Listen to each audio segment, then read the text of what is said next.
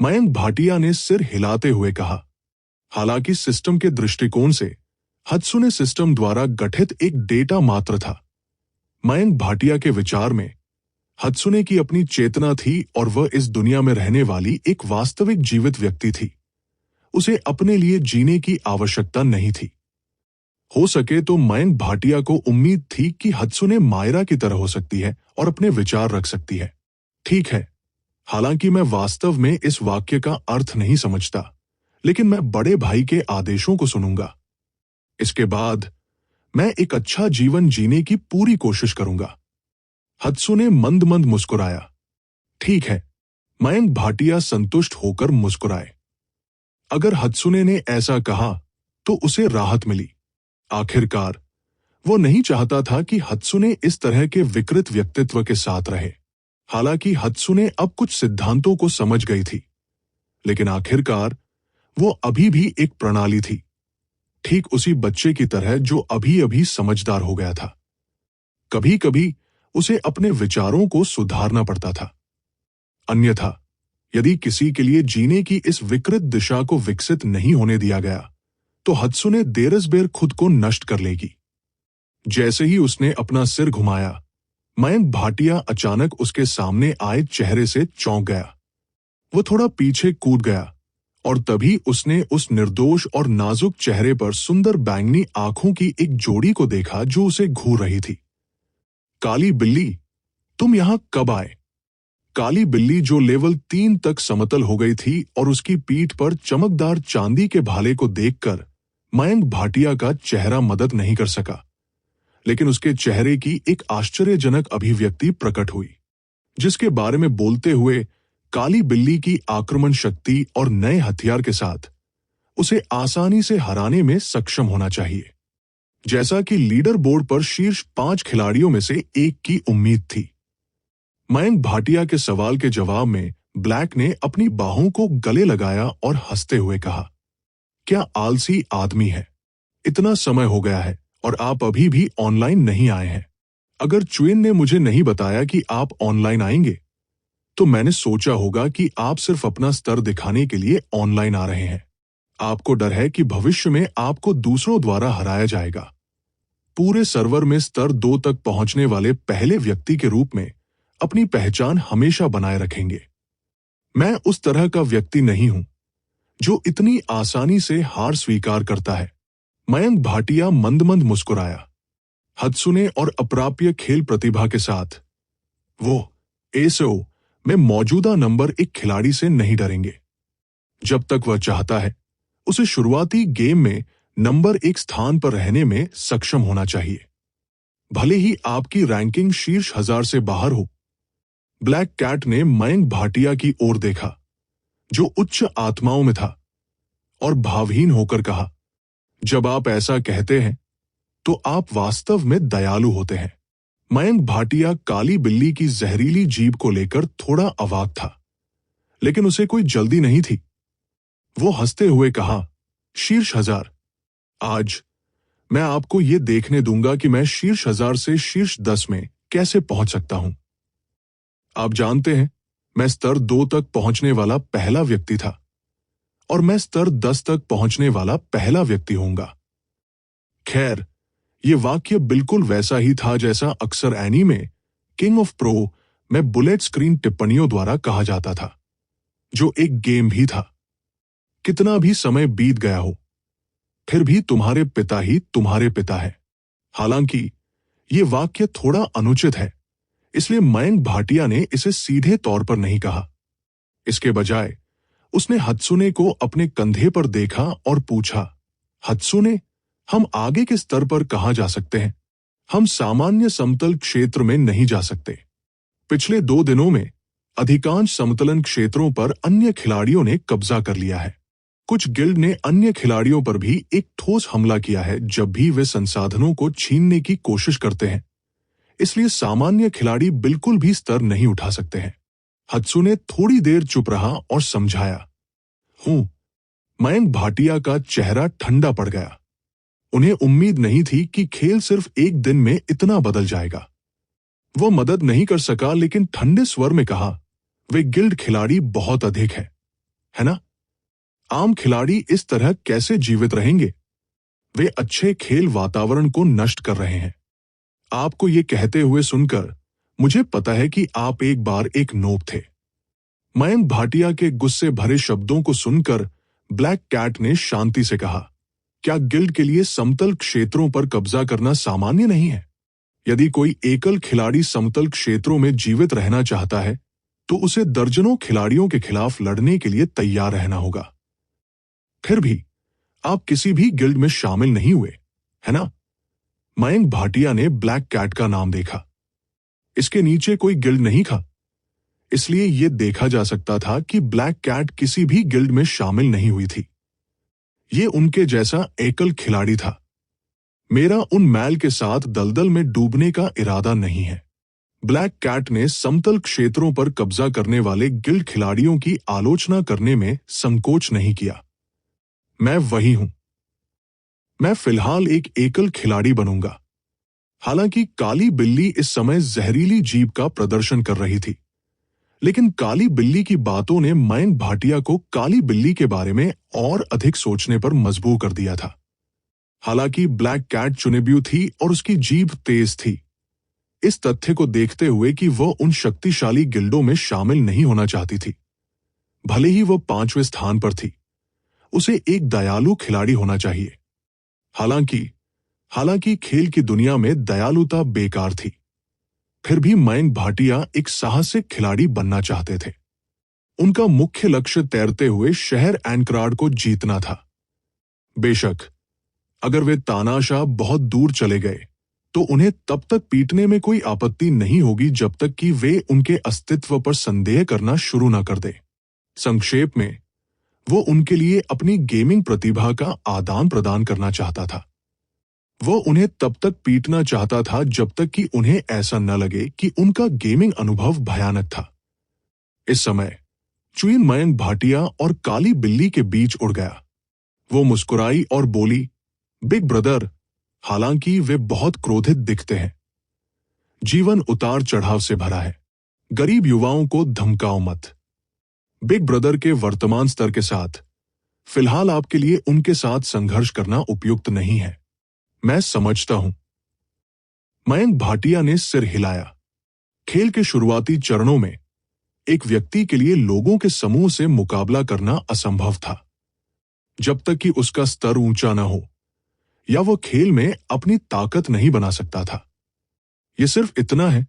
चुइन, आपने दिखावा करने के लिए इस तरह का आमतौर पर इस्तेमाल किया जाने वाला वाक्यांश कहां से सुना? यह शायद एक खिलाड़ी द्वारा पीछे छोड़ दिया गया था जिसे एक समतल क्षेत्र में एक गिल्ड द्वारा मार दिया गया था। खराब खेल हमेशा बच्चों को भटकाना।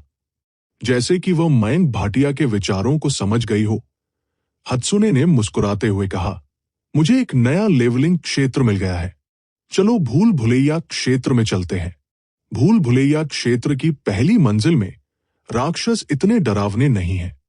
जब तक बड़े भाई और बड़ी बहन ब्लैक कैट एक साथ काम करते हैं, तब तक आप भूल भुलैया क्षेत्र में स्तर बढ़ाने के लिए अपने तलवार कौशल का उपयोग कर सकते हैं। उसके बाद आप लोग जा सकते हैं और पहली मंजिल के अभिभावक बॉस को नीचे ले जा सकते हैं। इस तरह आप दोनों शीर्ष 3 में जगह बना सकते हैं। ओह, आपकी योगिनी हत्सुने न केवल आपके ऑफलाइन होने पर घूम सकती है, बल्कि उसके पास यह क्षमता भी है। हत्सुने का स्पष्टीकरण सुनने के बाद ब्लैक कैट दंग रह गई और उसने हैट्सुने को सदमे में देखा। बेशक मेरी योगिनी सर्वशक्तिमान है। मयंक भाटिया मुस्कुराया और भूल भुलैया क्षेत्र के लिए हत्सुने के निर्देशों का पालन किया। जैसे ही वह जाने वाला था, उसने महसूस किया कि काली बिल्ली उसकी शर्ट के कोने को खींच रही है। क्या बात? मयंक भाटिया ने मुड़कर काली बिल्ली को मासूम चेहरे से देखा और पूछा। ब्लैक कैट का चेहरा लाल हो गया और मयंक भाटिया की भूख के स्तर की ओर इशारा किया। वो रुकी और पूछा, आप मुझे मत बताओ कि तुम इस तरह का स्तर बढ़ाने जा रहे हो। मयंक भाटिया थोड़ा हैरान रह गए। ये ठीक था अगर काली बिल्ली ने उसे याद नहीं दिलाया, लेकिन एक बार ऐसा होने के बाद उसने महसूस किया कि उसका खेल चरित्र वास्तव में थोड़ा भूखा था। हालांकि जब वो खाना बनाने की तैयारी कर रहा था तो उसने काली बिल्ली पर नजर डाली।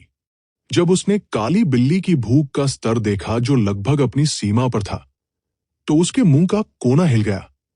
उसने महसूस किया कि ब्लैक कैट उसके साथ स्तर बढ़ाने के लिए उसके पास नहीं आई थी।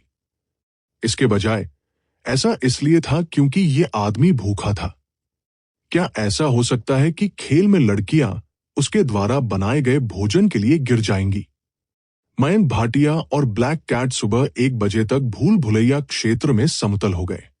सिर्फ एक रात में ही 2 बेहतरीन खिलाड़ियों के सहयोग से मयंक भाटिया का स्तर लेवल 3 के 80% तक पहुंच गया था।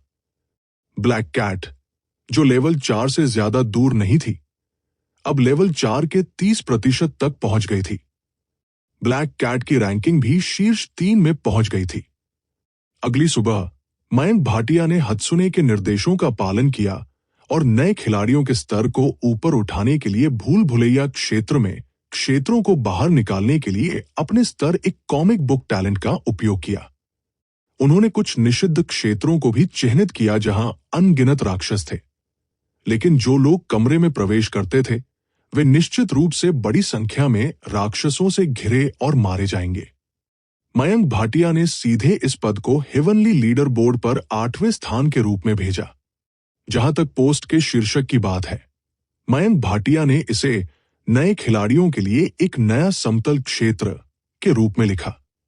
हालांकि अधिकांश समतल क्षेत्रों पर गिल्ड का कब्जा था, फिर भी भूल भुलैया क्षेत्र नए खिलाड़ियों को कुछ समय के लिए स्तर बढ़ाने के लिए पार्टियां बनाने की अनुमति दे सकता है। हालांकि भूल भुलैया क्षेत्र में खिलाड़ियों की स्थिति और तलवार कौशल के उपयोग के लिए एक बहुत ही कठिन परीक्षा थी। नए खिलाड़ियों को भूल भुलैया में जीवित रहने के लिए कम से कम 5 लोगों की आवश्यकता होगी। आमतौर पर दोस्तों के बिना खिलाड़ी एकल खिलाड़ियों के प्रवेश के लिए उपयुक्त नहीं होंगे। बेशक ब्लैक कैट जैसे उच्चस्तरीय खिलाड़ी और हेवनली लीडर बोर्ड पर अन्य शीर्ष 10 खिलाड़ी अपवाद थे।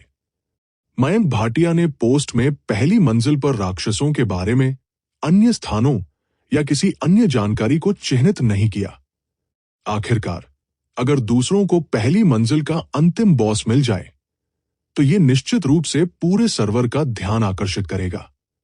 फिर उनके लिए इसे हराना मुश्किल होगा। जैसे ही पोस्ट भेजी गई, नीचे बहुत सारे उत्तर आए। पहली टिप्पणी, वाह, नश्वर दुनिया के देवता ने हमें नए खिलाड़ियों को फिर से अच्छी खबर दी है। दूसरी टिप्पणी, भगवान खाली, क्या ये वास्तव में आपका स्मर्फ है? तीसरी टिप्पणी, आइए अपनी खुद की पार्टी बनाएं और कुछ दिनों में उन गिल्डों के जगह पर कब्जा करने से पहले जितनी जल्दी हो सके भूल भुलैया क्षेत्र में जाएं। पोस्ट भेजे जाने के आधे घंटे से भी कम समय में क्लिक की संख्या हजारों तक पहुंच गई थी। मयंक भाटिया के वीबो पर भी फॉलोअर्स की संख्या लगातार बढ़ती जा रही थी। यह देखकर मयंक भाटिया मंद मंद मुस्कुराया। शायद उनके वीबो फॉलोअर्स और प्रशंसक रात होने से पहले 1 लाख तक पहुंच जाएंगे। उसे उम्मीद नहीं थी कि एसओ उसे सुबह इतना बड़ा सरप्राइज देगा। वह जल्दी से अपने बिस्तर से उठा और मायरा के लिए खाना तैयार करने लगा। आज उन्हें ए वॉर्ड ऑफ फेट और लिली जेम्स के लिए बाकी पांडुलिपियों को पुणे प्रांत में लाने की आवश्यकता थी, इसलिए उन्हें सुबह साइकिल की सवारी करने की आवश्यकता थी। स्कूल के गोदाम में अपनी बाइक पार्क करने के बाद वह पेटू रेस्तरां में गया। जैस्मिन आज उससे पहले आ चुकी थी।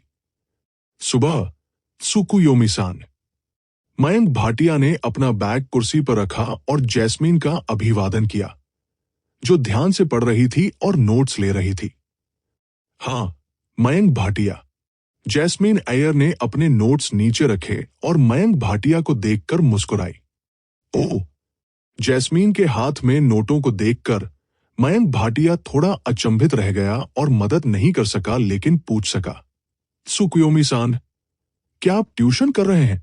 हालांकि वो और जैस्मिन एक ही कक्षा में नहीं थे, लेकिन स्कूल में अफवाहों के अनुसार जैस्मिन को स्कूल में सबसे प्रसिद्ध महिला कहने का कारण केवल उसकी सुंदरता, अच्छी पारिवारिक पृष्ठभूमि और सज्जनता नहीं थी। सबसे महत्वपूर्ण बात यह थी कि उसे हमेशा पूरे ग्रेड में शीर्ष कुछ में स्थान दिया गया था। यह कहा जा सकता है कि जैस्मिन ने एक आदर्श लड़की के सभी गुणों को लगभग इकट्ठा कर लिया है। खैर, प्राचीन नेपाल में जैस्मिन एयर को उस तरह की सुंदरता होनी चाहिए जो अच्छी तरह से शिक्षित हो और संगीत, शतरंज, सुलेख और पेंटिंग में अच्छी तरह से वाकिफ हो। तो इस संबंध में वह निश्चित रूप से आकाशीय साम्राज्य के लिए एक योग्य पत्नी होगी। ठीक है, मैं इस पूरे समय पेटू रेस्तरां में रहा हूं और मैं अतीत में कुछ ज्ञान की समीक्षा करना भूल गया। नए सेमेस्टर की फाउंडेशन परीक्षा सोमवार से शुरू होगी, इसलिए मुझे समीक्षा के लिए इन 2 दिनों का लाभ उठाना होगा। जैस्मिन एयर ने हंसते हुए कहा। परीक्षा? मयंक भाटिया को अचानक याद आया कि मोहिनी सिंघानिया ने कुछ दिन पहले उन्हें क्या याद दिलाया था, और उनके मुंह का कोना हिल गया। ऐसा लगता है कि इस बार मुझे कुछ बुनियादी सीखने के ज्ञान का आदान प्रदान करना होगा। जब तक मैं इसके लिए आदान प्रदान करता हूं, मुझे अपनी कक्षा में प्रथम स्थान प्राप्त करने में सक्षम होना चाहिए। जब तक मैं पहला स्थान प्राप्त करती हूं, मोहिनी सिंघानिया मेरा कुछ नहीं कर पाएंगी। इंटरमीडिएट और उन्नत ज्ञान के लिए वे कठिनाई की श्रेणी में हैं, इसलिए हाई स्कूल परीक्षा में उनके लिए विनिमय करने की कोई आवश्यकता नहीं है। मयंक भाटिया के चेहरे पर अजीब भाव देखकर जैस्मिन एयर ने खड़े होकर मयंक भाटिया को गंभीर भाव से याद दिलाया। मैंने सुना है कि ये परीक्षा टोक्यो के अन्य स्कूलों के साथ मिलकर आयोजित की जाती है। यदि आपका स्कोर बहुत कम है, तो ये टोयोनोसाकी गाकुएन के समग्र परिणामों को नीचे खींच लेगा और आपको निष्कासित कर दिया जाएगा। निष्कासित करने के लिए मजबूर किया गया। मयंक भाटिया थोड़ा हैरान रह गए और आखिरकार समझ गए कि मोहिनी सिंघानिया क्यों चाहती थी कि वह कक्षा में उपस्थित हो, चाहे कुछ भी हो। यह पता चला है कि कम स्कोर से निष्कासन हो जाएगा। हाँ, मयंक भाटिया सन, मुझे ये मत बताओ कि आप पेटू रेस्तरां चलाने और एक हल्के उपन्यास लेखक होने में इतने व्यस्त हैं कि आप अध्ययन करना भूल गए हैं। मैं वास्तव में अध्ययन करना भूल गया हूं। मयंक भाटिया ने सच बोला। बेशक, अब तक उनका पढ़ाई करने का जरा सा भी इरादा नहीं था। अध्ययन एक धोखाधड़ी है। ये मेरे समय, मेरी युवावस्था और नमकीन मछली के रूप में मेरे जीवन की बर्बादी है। मुझे स्नातक होने के बाद भी नौकरी की तलाश करनी है। मैं पढ़ना नहीं चाहता, लेकिन ऐसा लगता है कि अगर ऐसा है तो मुझे अपने एक फंतासी बिंदु का त्याग करना होगा। मयंक भाटिया, हम अगले 2 दिनों के लिए पेटू रेस्तरां बंद क्यों नहीं करते? जैस्मिन एयर ने अचानक पेटू रेस्तरां के पीछे से बंद चिन्ह निकाला और अपने होंठ भींचे। क्या गलत है? मयंक भाटिया तेजी से जैस्मिन एयर को रोकने के लिए आगे बढ़े, जो रेस्तरां के बाहर साइन लगाने वाली थी। जैस्मिन एयर को भौहें चढ़ाते हुए देखकर वो हैरान रह गया और उसकी खूबसूरत आंखें एक जटिल अभिव्यक्ति से भर गई। उन्हें समझ नहीं आ रहा था कि जैस्मिन एयर का रवैया इतना बदल क्यों गया है। बेशक ये अध्ययन करना है। जैस्मिन एयर ने नोटबुक मयंक भाटिया को सौंपी और मयंक भाटिया की तरफ देखते हुए गंभीर स्वर में कहा, मयंक भाटिया सन, हालांकि आप एक लेखक हैं और घर में एक रेस्तरां है, लेकिन आपको भविष्य में आय के बारे में चिंता करने की जरूरत नहीं है। जैस्मिन एयर त्सुकुयोमी का चेहरा शर्मा गया और वो हकलाते हुए बोली, लेकिन चाहे कुछ भी हो, आपको अपनी पढ़ाई में लगे रहना होगा। आखिरकार ये स्कूल के नामांकन और निष्कासन से संबंधित है। हालांकि मेरी पढ़ाई इतनी अच्छी नहीं है, लेकिन अगर ये ट्यूशन है तो ये पर्याप्त होना चाहिए। हालांकि एक घटिया लेखक के रूप में उनकी कभी कोई गर्लफ्रेंड नहीं थी, लेकिन मयंक भाटिया को लगा कि उनका ईक्यू कम नहीं था। जब उसने जैस्मिन की बातें सुनी तो वो अपनी भौहें ऊपर उठाने और मुस्कुराने से खुद को नहीं रोक सका। तो जैस्मिन को चिंता है कि मैं बाहर हो जाऊंगी। ये सुनकर जैस्मिन एयर का खूबसूरत चेहरा तुरंत और भी लाल हो गया। उसने जोर से सिर हिलाया और अपनी आवाज में कड़वाहट के संकेत के साथ कहा, छात्र मयंक भाटिया, हमारे पेटू विभाग को लोगों की जरूरत है। मुख्य बल के रूप में छात्र मयंक भाटिया ने स्कूल छोड़ दिया है, इसलिए पेटू विभाग का संचालन जारी नहीं रख सकता है। आपने एक बार कहा था कि आप मेरे साथ पेटू विभाग का संचालन जारी रखना चाहते हैं। तब मैं समझता हूं। जैस्मीन को चिंता है कि मैं स्कूल छोड़ दूंगा और खाद्य विभाग एक बेकार विभाग बन जाएगा, है ना? हालांकि जैस्मीन को पेटू विभाग की अधिक परवाह थी। अब जब जैस्मीन ने गोल्डन फ्राइड राइस और अन्य प्रकार के व्यंजन सीख लिए हैं, तो उनके लिए पेटू विभाग का प्रबंधन करना कोई समस्या नहीं होगी। चिंता के इन शब्दों ने मयंक भाटिया के दिल को छू लिया। वो मंद मंद मुस्कुराया और कहा, चिंता मत करो, ये कोई समस्या नहीं होनी चाहिए। कम से कम मैं स्कूल नहीं छोड़ूंगा।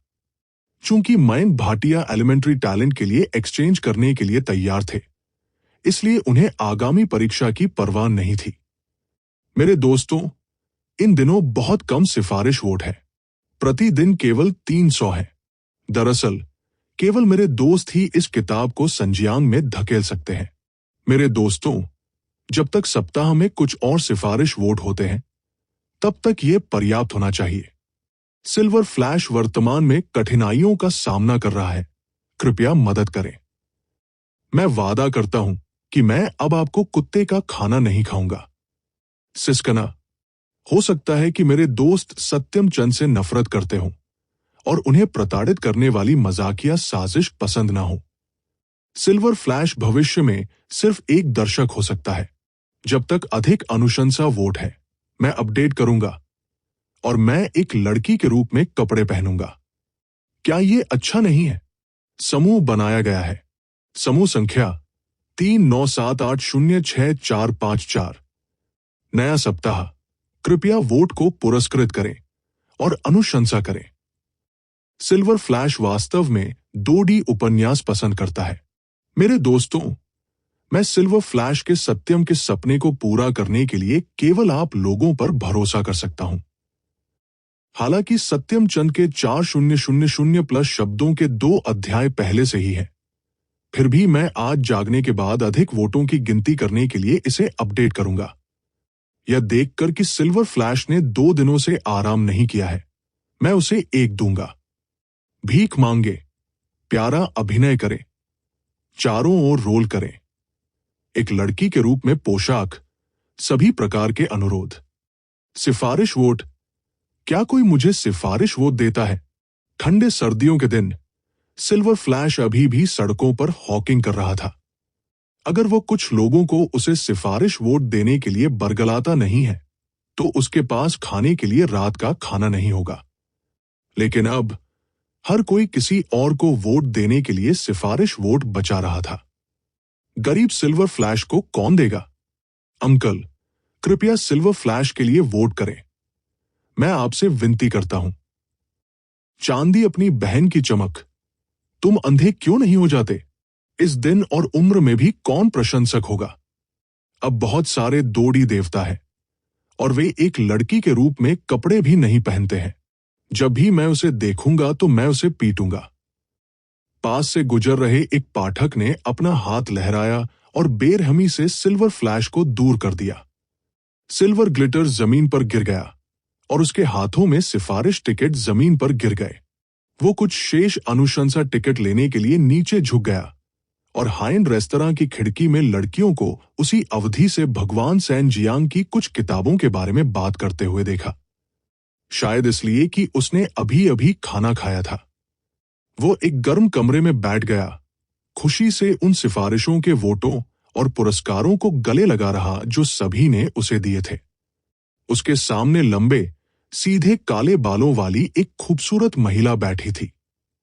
कितना खुश लड़का है, सिल्वर फ्लैश ने सोचा। उन्हें समझ नहीं आ रहा था कि लोगों के बीच इतना बड़ा अंतर क्यों है। कुछ किताबें सिफारिश वोट क्यों रख सकती थी और एक गर्म कमरे में बैठ सकती थी, जबकि वो अपना पेट भी नहीं भर सकता था और केवल ठंडी सड़कों पर वोटों को धोखा दे सकता था। बर्फीला तूफान तेज हो गया और सिल्वर स्पार्कल को ठंड और भूख महसूस हुई। सड़क पर सभी लोग पढ़ने के लिए घर गए थे और कोई भी 2D फैंटेसी सिस्टम देखने नहीं आया था।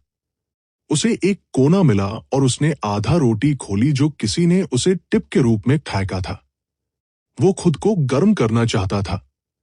अचानक उन्होंने देखा कि उनकी पुस्तक की लेखन शैली में वृद्धि हुई है और पुस्तक ने हास्य और ताजा दैनिक लेखन के गुण भी प्राप्त कर लिए हैं।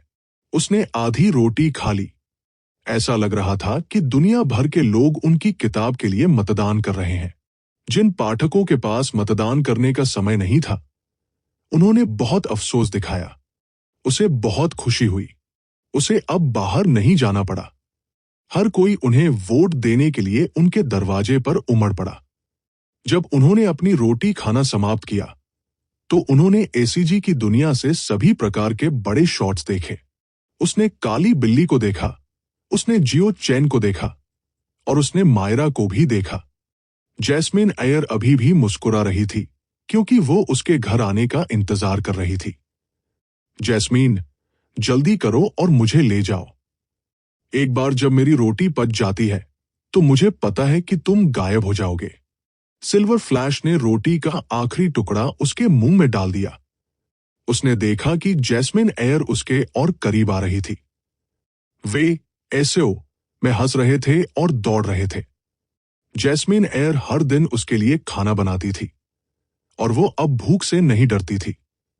अचानक जैस्मिन अय्यर ने सिल्वर फ्लैश का हाथ पकड़ लिया और साथ में वे तैरते हुए शहर एंकरार्ड में चले गए, जहां कोई दर्द नहीं था। डीपीएस के गोदाम से साइकिल को बाहर निकालने के बाद मयंक भाटिया ने देखा कि लिली जेम्स थकी हुई थी और उसकी आंखों के नीचे काले घेरे थे। उसे नहीं पता था कि हंसना है या रोना है, क्योंकि उसने पूछा, सावा, तुम भी ऐसा क्यों लग रहा हो कि तुम बहुत ज्यादा खेती कर रहे हो? बकवास। अगर आप एक किताब खींचते हैं और हर दिन खेती करते हैं, तो ये एक आश्चर्य होगा कि आप इतने ऊर्जावान हैं। लिली जेम्स ने मयंक भाटिया की ओर अपनी आंखें घुमाई। मूल रूप से लिली जेम्स को अपने द्वारा खींची गई किताबों को रंगने की आवश्यकता नहीं थी। हालांकि जब से खाली भाग्य है, न केवल उसे हर ड्राइंग को रंगना पड़ा, बल्कि अनगिनत साइड क्वेस्ट और चरित्र भूखंड भी थे। सभी चरित्र डिजाइनों और कथानक विकास चित्रों को एक साथ जोड़ने के साथ और अगले सप्ताह खेल की तत्काल रिलीज के साथ लिली जेम्स हर दिन केवल कुछ घंटों के लिए आराम कर सकती थी। मैं भी हर दिन आधी रात तक लिखता हूं, लेकिन मुझमें आपसे ज्यादा ऊर्जा है। आपको सिस्टम के बिना शुरुआती 2D खाता बनने के लिए किसने कहा? मयंक भाटिया ने अपनी भौहें ऊपर उठाई। वो लिली जेम्स से अलग था। उन्हें हत्सुने और सिस्टम की मदद मिली थी, इसलिए जब उन्होंने लिखा तो उन्हें कथानक के बारे में सोचने की आवश्यकता नहीं थी। उनके पास खेल खेलने के लिए भी काफी समय था। समय के मामले में उनके पास लिली जेम्स की तुलना में बहुत अधिक था। चलो कार में इसके बारे में बात करते हैं। इसी दौरान मयंक भाटिया साइकिल पर चढ़ गए और लिली जेम्स की तरफ हाथ हिलाया। ठीक है। कुछ देर बाहर इंतजार करने के बाद लिली जेम्स भी थोड़ी थक गई थी। उसे साइकिल पर बैठने में शर्म आ रही थी, लेकिन जब उसने मयंक भाटिया को हाथ हिलाते हुए देखा, तो उसने सिर हिलाया और साइकिल पर बैठ गई। अपनी कमर के चारों ओर हाथों को महसूस करते हुए मयंक भाटिया मुस्कुराए और पैडल पर कदम रखा। साइकिल तेजी से लंबी ढलान से नीचे चली गई। कुछ पल की चुप्पी के बाद मयंक भाटिया ने अपना सवाल पूछा, सावा, तुम्हें अब खाली भाग्य बनाना चाहिए। गेमिंग विभाग ने पुष्टि नहीं की है कि हमारा पाठ पारित हो सकता है ना? उन्होंने कहा, चिंता न करें, शिवसेना अकागी का पाठ बहुत पुराना है, वो निश्चित रूप से पास नहीं होगी। लिली जेम्स ने गंभीरता से कहा, बिल्कुल, आप इतने आश्वस्त क्यों हैं? मयंक भाटिया को नहीं पता था कि हंसना है या रोना है। हालांकि भले ही उनके पाठ को गेमिंग विभाग द्वारा अनुमोदित नहीं किया गया हो, फिर भी वो भविष्य में खाली भाग्य को एक गेम में बदल सकते हैं। हालांकि खुद से गेम बनाना थोड़ा परेशानी भरा था, लेकिन वह अपने द्वारा खर्च किए गए छोटे फैंटेसी पॉइंट्स को बर्बाद नहीं होने दे सकता था, है ना? स्टेशन के पास साइकिल पार्किंग में साइकिल लॉक करने के बाद मयंक भाटिया और लिली जेम्स ट्राम में चढ़ गए। ट्राम लगभग 1 घंटे तक तेज गति से चली और दोनों एक बार फिर परिचित पुणे हाई स्कूल पहुंचे। वे ऊपर गए, लेकिन जैसे ही वे गेमिंग विभाग में पहुंचे, उन्हें एक ठंडी और व्यंग्यात्मक आवाज सुनाई दी। हम्फ, शुरू से अंत तक ये खेल एक पूर्ण कचरा काम है। कृपया मुझे निर्माता को नरक में जाने के लिए कहने में मदद करें। यह आवाज सुनकर मयंक भाटिया और लिली जेम्स सदमे में दरवाजे पर खड़े हुए बिना नहीं रह सके। उन्होंने साफ सुथरे और सीधे काले बालों वाली एक खूबसूरत लड़की को ट्रू वॉल को ठंडे और व्यंग्यात्मक रूप से देखा। फिर उसने गेम कंट्रोलर को टेबल पर रख दिया और बिना पीछे देखे गेमिंग विभाग से बाहर चली गई। कृपया एक पल रुके। मुझे ये मत बताऊं कि आप गेमिंग अनुसंधान विभाग में शामिल नहीं होना चाहते हैं। गेमिंग विभाग की ट्रू वॉल ने आश्चर्य से लड़की की ओर देखा। क्षमा करें, मुझे एक गेमिंग विभाग में कोई दिलचस्पी नहीं है जो केवल इस तरह का कचरा खेल बनाना जानता है। लड़की ने हाथ लहराया और हल्के से कहा, क्या मैंने इस व्यक्ति को पहले कहीं देखा है? हाई स्कूल नाविक की वर्दी पहने खूबसूरत और क्यूट लड़की को देखकर मयंक भाटिया दंग रह गए। उसी समय लड़की ने मयंक भाटिया को दरवाजे पर देखा और उसकी आंखें आश्चर्य के संकेत से चमक उठीं। लड़की के हाव भाव में बदलाव को देखकर मयंक भाटिया का दिल मदद नहीं कर सका, लेकिन एक विचार था। और फिर वह मदद नहीं कर सका, लेकिन अपने दिल में लड़की का नाम पुकारा, काली बिल्ली। मयंक भाटिया को यकीन था कि अगर वह गलत नहीं था तो ये लड़की फॉलन होली ब्लैक कैट होगी जो उसे खेल में मिली थी। भले ही वो उसका लहजा हो या जिस तरह से वह बोलती थी, वो खेल में एक के समान था। क्या दुनिया थोड़ी छोटी नहीं है? वह इस तरह के किसी से कैसे मिल सकता है? हालांकि जैसे ही मयंक भाटिया ने उसका अभिवादन करने के लिए अपना सिर उठाया, वो ये देखकर हैरान रह गया कि काली बिल्ली पहले ही चली गई थी। क्या ये आवश्यक है? तुम्हें मुझे अभी अभी पहचानना चाहिए था, है ना? मयंक भाटिया का मुंह फड़क गया। उसे उम्मीद नहीं थी कि काली बिल्ली इतनी जल्दी भाग जाएगी। वास्तव में खेल में उपस्थिति वास्तविक जीवन में उपस्थिति से अलग नहीं थी, इसलिए वो उसे तुरंत पहचान सकता था। इसके अलावा अभी अभी देखने से काली बिल्ली ने भी उसे पहचान लिया। लेकिन आप बिना कुछ कहे चले गए। क्या आपने मेरे गोल्डन फ्राइड राइस और कटा हुआ पोर्क को हरी मिर्च के साथ कुछ भी नहीं खाया? जिसके बारे में बात करते हुए जब खाने की बात आती है तो अतीत में एक तमाशा होता था। उदाहरण के लिए, एक युवा लड़की जिसने माल्टांग का एक कटोरा खाया, उसे एक रात में 13 बार प्रताड़ित किया गया। मयंक भाटिया सहपाठी, सावा सहपाठी, तुम पहले से ही यहां हो। इस समय गेमिंग विभाग की ट्रू वॉल ने मयंक भाटिया को दरवाजे पर देखा और उसके चेहरे पर मुस्कान के साथ वो उसका अभिवादन करने के लिए आया। ठीक है, 3 दिनों में मैंने पहले ही खेल का पाठ लिखना समाप्त कर दिया है। मयंक भाटिया ने सिर हिलाया। तो ये ऐसा ही है। 3 दिन बीत चुके हैं। निर्देशक और अकाशरो सहपाठी जल्द ही यहां होंगे। हम आप दोनों का पाठ तय करने के लिए एक बैठक करने जा रहे हैं। चूंकि आप दोनों भी हमारी बैठक के सदस्य हैं, तो आप बाद में हमारे साथ जुड़ सकते हैं। ट्रू वॉल दरवाजे पर खड़ी हो गई और मयंक भाटिया को आमंत्रित किया। ठीक है, मयंक भाटिया और लिली जेम्स गेमिंग विभाग में चले गए। मयंक भाटिया ने जब गेमिंग रिसर्च एसोसिएशन के हेड द्वारा लिखे गए एसटीजी गेम वैनिश विद नू लू युआन को देखा तो मयंक भाटिया थोड़ा दंग रह गए। इस गेम के शुरुआती एनिमेशन से मयंक भाटिया एक पेंगुइन गेम के बारे में सोचने से खुद को नहीं रोक सके, जिस पर उन्होंने अपने पिछले जीवन में पैसा खर्च किया था। थंडर फाइटर, ये सही है, ये वो उबाऊ खेल है। हालांकि ये थंडर फाइटर के समान था।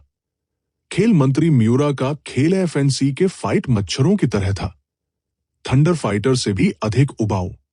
कोई आश्चर्य नहीं कि ब्लैक कैट ने इसे कचरा कहा।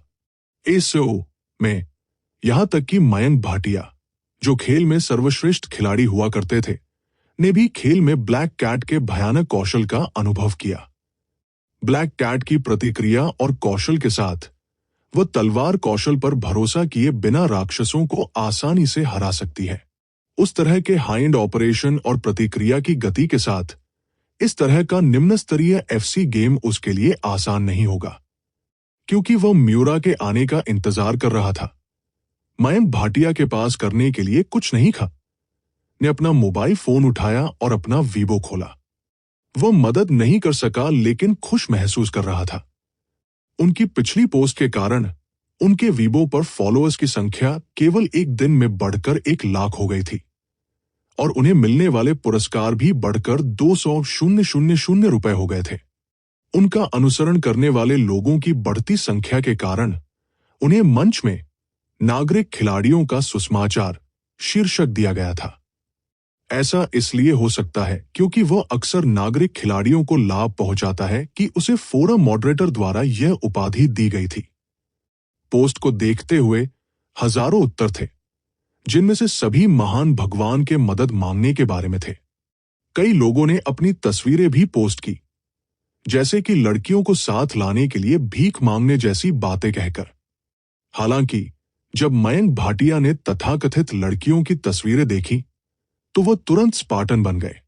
इस समय मयंक भाटिया ने वीबो पर प्रशंसकों की संख्या की जांच पूरी ही की थी कि एक सिस्टम अधिसूचना सुनाई दी। डिंग, स्तर 1 फैन मिशन पूरा हुआ। आपने 1,00,000 प्रशंसकों के लिए एक फैंटेसी पॉइंट प्राप्त किया है। आपने लॉटरी प्रणाली को अनलॉक कर दिया है। आपने 2 लॉटरी टिकट प्राप्त किए हैं। आप एक कौशल आकर्षित करने के लिए लॉटरी टिकट का उपयोग कर सकते हैं। आपने मिशनों की एक श्रृंखला प्राप्त की है। आपके 500,000 प्रशंसक हैं। आप 2 फैन पॉइंट और 4 लॉटरी मौके प्राप्त कर सकते हैं। इस बात की जानकारी मिलने के बाद मयंक भाटिया खुशी से झूम उठे। उसने लॉटरी टिकट का उपयोग करने के बारे में सोचा। वास्तव में लॉटरी टिकट ने उन्हें दुकान से सामान निकालने की भी अनुमति दी। इसके अलावा वह दुकान से 2 बार यादृच्छिक रूप से आइटम निकाल सकता था। वस्तुओं के आदान प्रदान के लिए फैंटेसी पॉइंट्स का उपयोग करने की तुलना में इसकी लागत कम है। जैसे ही उसने अपने दिल में जप किया, दुकान से प्रकाश की 2 सुनहरी किरणें उड़ गई। प्राप्त नुस्खा: अद्वितीय देशी नूडल्स। स्तर 1 खेल प्रतिभा प्राप्त की। अद्वितीय देशी नूडल्स का उपयोग करना। शुरुआती खेल प्रतिभा। इन 2 वस्तुओं को खींचने के बाद मयंक भाटिया ने एक ही समय में उन दोनों का उपयोग करने का फैसला किया। अचानक खेल नियंत्रण और अद्वितीय देश नूडल्स उसके दिमाग में दौड़ पड़े। दरअसल मयंक भाटिया ने गेम टैलेंट के लिए एक्सचेंज करने की योजना बनाई थी। आखिरकार भूल भुलैया क्षेत्र में राक्षस मजबूत और मजबूत होते जा रहे थे। इसके अलावा खेल कुछ समय के लिए खुला था। हत्सुने के अनुसार 1 महीने के समय में एक ही खिलाड़ी की लड़ाई होगी। इसके अलावा अगर वो गेम टैलेंट के लिए आदान प्रदान करता है तो वह राक्षसों का सामना करते समय कम स्वास्थ्य औषधि का उपयोग करेगा। वो कुछ खेल मुद्रा भी बचा सकता है। खेल विभाग के बैठक कक्ष में थोड़ी देर इंतजार करने के बाद म्यूरा के लंबे पतले मंत्री, जिनकी आंखों के नीचे 2 काले घेरे थे, छोटे लाल बालों और चश्मे वाली एक प्यारी लड़की के साथ अंदर चले गए। म्यूरा के पीछे वाली लड़की को देखकर मयंक भाटिया का मुंह फड़क गया। ऐसा लग रहा था कि ये लड़की फुजोशी सेना अकागी थी जिसका लिली जेम्स ने उल्लेख किया था। सावा सहपाठी, मयंक भाटिया सहपाठी, तुम यहां हो। मयंक भाटिया और लिली जेम्स को बैठक कक्ष में जल्दी देखकर म्यूरा के मंत्री ने मुस्कुराते हुए उनका अभिवादन किया। फिर उन्होंने चश्मे वाली प्यारी लड़की की ओर इशारा किया और उसे मयंक भाटिया से मिलवाया। मयंक भाटिया सहपाठी, ये हमारे गेम रिसर्च एसोसिएशन लोविस में प्रोग्रामिंग के प्रभारी सदस्य हैं। मैं आपको एक रहस्य बताता हूं। लोविस सहपाठी बहुत अच्छा है। वो हमारे गेम रिसर्च एसोसिएशन द्वारा बनाए गए सभी खेलों को आसानी से पास कर सकती है। मैं आपके द्वारा बनाए गए खेलों को भी पास कर सकता हूं, लेकिन मैं आपको हतोत्साहित नहीं करना चाहता। मयंक भाटिया ने अपनी आंखें घुमाई। वास्तव में वो लेवल 1 गेम टैलेंट के साथ गेम को आसानी से पास कर सकता था। हालांकि अपने सामने लोविस को देखकर मयंक भाटिया ने फिर भी मुस्कुराते हुए उसका अभिवादन किया। लोविस सहपाठी, लोविस सहपाठी, लोविस सहपाठी। हालांकि उसे गेम टेक्स्ट पर उसके साथ वोट करने की जरूरत थी, फिर भी वे दोस्त हो सकते थे। मयंक भाटिया इतने कंजूस नहीं थे, लेकिन इस लड़की के बारे में बात करते हुए अगर लिली जेम्स ने उसे याद नहीं दिलाया होता तो वो इस पर विश्वास नहीं करता। इतनी प्यारी लड़की वास्तव में फुजोशी थी। बेशक ये केवल उसकी प्यारी उपस्थिति के संदर्भ में था। वो बिल्कुल भी फुजोशी की तरह नहीं लग रही थी, क्योंकि जब उसने सोचा कि कैसे प्यारी छोटी मायरा बहन जो उसके जैसी एक ही छत के नीचे रहती थी, वास्तव में एक मोटो कलाकार थी, मयंक भाटिया को एहसास हुआ कि वो अब किसी लड़की को उसकी शक्ल के आधार पर जज नहीं कर सकते। मयंक भाटिया सहपाठी, हेलो, मैं वर्ष 1 में लोविस हूं। लोविस ने दोस्ताना तरीके से उनका अभिवादन किया, फिर थोड़ा भौहें चढ़ाकर पूछा, मयंक भाटिया सहपाठी, क्या आपने खेल का पाठ लिखना समाप्त कर लिया है? हाँ, ये हो गया है। मयंक भाटिया ने अपने बैग से खाली किस्मत का गेम टेक्स्ट निकाला और टेबल पर रख दिया, जिसके बारे में बोलते हुए अपने पिछले जीवन में एक सिस्कॉन गेम के रूप में एम्प्टी फैट काफी प्रसिद्ध था। उन्होंने अनुमान लगाया कि इस दुनिया में जहां एसईजी संस्कृति लोकप्रिय थी, जब तक वह इसे बना सकता है, वह चर्च गेट में एक भयानक दर पर बेचने में सक्षम होगा। लोविस ने मयंक भाटिया के बगल वाली सीट को देखा और बैठ गए। उसने थपथपाया और कहा, लेकिन मुझे आपको पहले से बताना होगा कि मैंने खेल पाठ लिखने में अपना सारा प्रयास किया।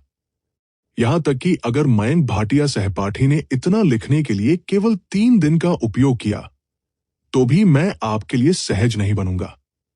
ठीक है, मयंक भाटिया ने सिर हिलाया।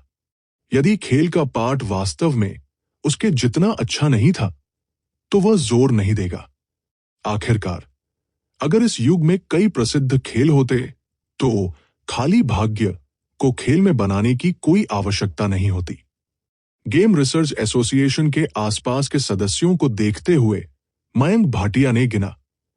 उन्हें और लिली जेम्स को मिलाकर गेम रिसर्च एसोसिएशन में कुल 7 लोग थे।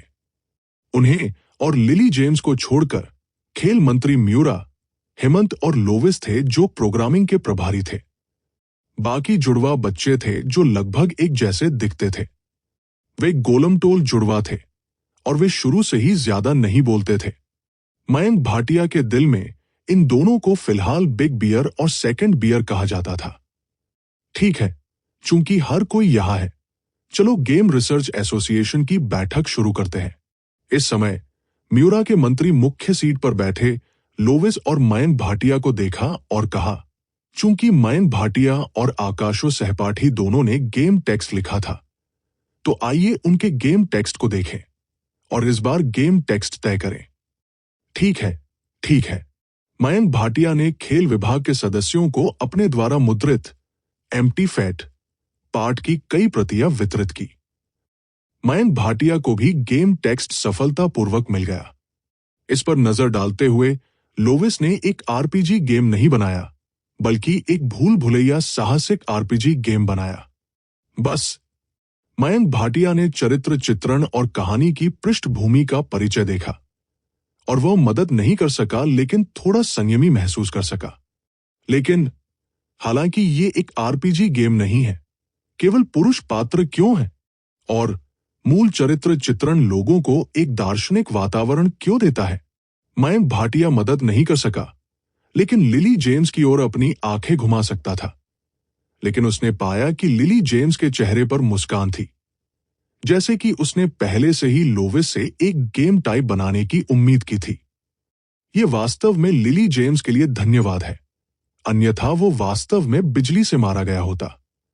इस समय खेल विभाग के सदस्यों ने भी लोविस के गेम टेक्स्ट को खोल दिया और उनके चेहरे मयंक भाटिया की तरह हरे हो गए। अंत में उन्होंने लोविस के सावधानीपूर्वक बनाए गए नमूने को चलाने के लिए प्रोजेक्टर का उपयोग किया। उस पर छवि देखकर हर कोई मौके पर ही ऐसे जम गया जैसे वे डर गए हों।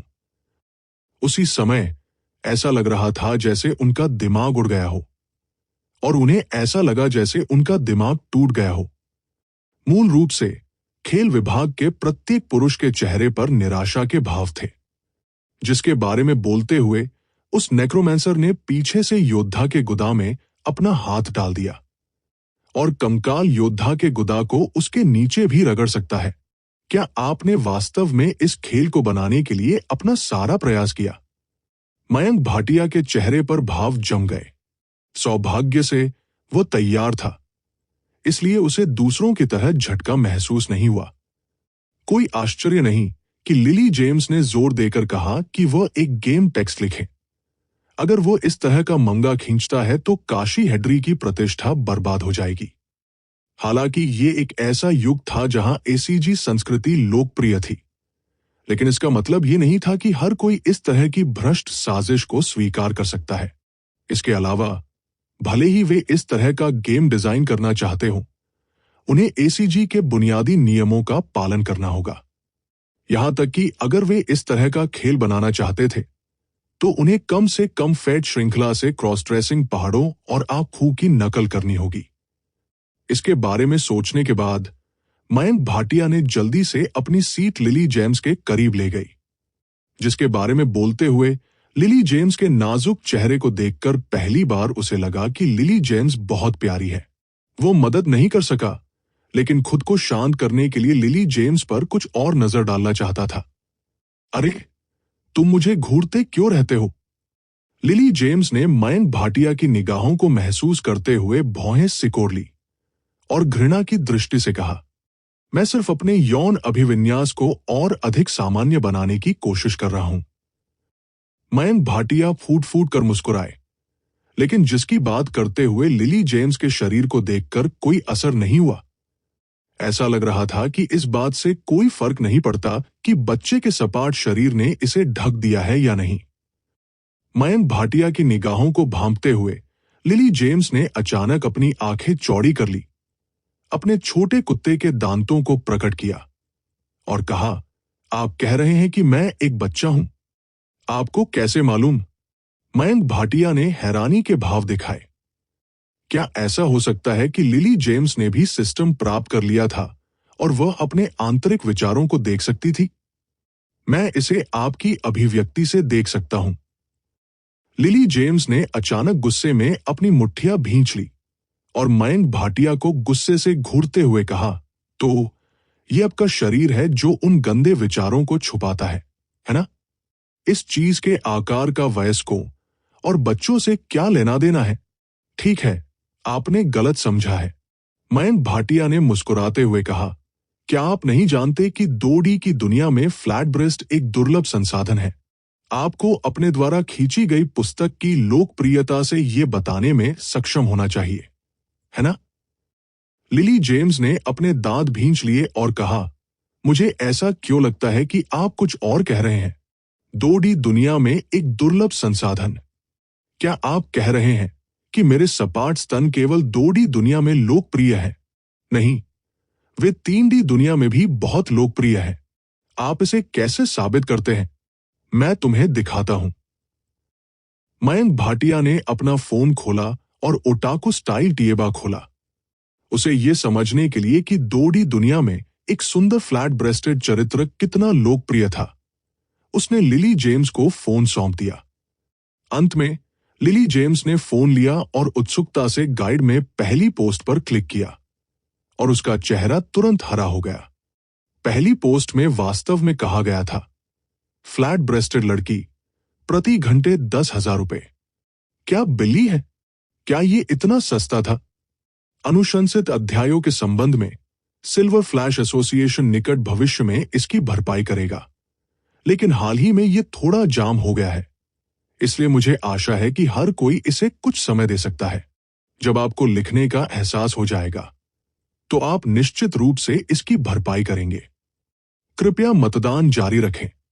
गेम डेवलपर्स एसोसिएशन के सभी सदस्यों द्वारा डाले गए वोटों में सबसे अधिक वोट वाले वोट ब्लैकबोर्ड पर दिखाई दिए। मयंक भाटिया। ब्लैकबोर्ड पर लिली जेम्स, मयंक भाटिया और लोवे सहित नामों के नीचे 5 वोटों को देखते हुए सभी 5 वोट मयंक भाटिया के लिए थे। मयंक भाटिया इस बात से बिल्कुल भी हैरान नहीं हुए। अगर ये 5 वोट उसके लिए नहीं होते तो उसके लिए बेहतर होगा कि वह जल्द से जल्द इस खतरनाक गेम डेवलपर्स एसोसिएशन को छोड़ दे। आखिरकार वो एक सामान्य आदमी था। फिर ये तय हो गया है, इस बार ये गेम मयंक भाटिया के एम्प्टी फैट पर आधारित होगा। म्यूरा के मंत्री खड़े हुए और घोषणा की। बैंग! उसके बगल से एक तेज आवाज आई। एक गोरा हाथ मेज पर पटक दिया, जिससे मयंक भाटिया डर गया। उसने अपना सिर उठाया और देखा कि लोविस अपनी आंखों में आंसू के साथ अपनी सीट से खड़ा है। उसने नाखुशी से कहा, क्यों? मेरे पास एक भी वोट क्यों नहीं है? क्या मेरा प्लान वाकई मयंक भाटिया से भी बदतर है? लोविस की आवाज धार्मिक आक्रोश से भरी हुई थी। म्यूरा के मंत्री का चेहरा पीला पड़ गया, जैसे कि वह अभी भी उस विशाल प्रभाव से उबर नहीं पाया था जो उसे अभी अभी मिला था। उसने अपने माथे से पसीना पोंछा और पूछा, लोविस, मैं पुष्टि करना चाहता हूं कि आप जो खेल बना रहे हैं वो एक शुद्ध समलैंगिक खेल है ना? नहीं, ये एक शुद्ध समलैंगिक आरजीपी गेम है। लोविस ने गंभीरता से कहा, क्या ये वही नहीं है? म्यूरा के मंत्री की आंखें चौड़ी हो गई।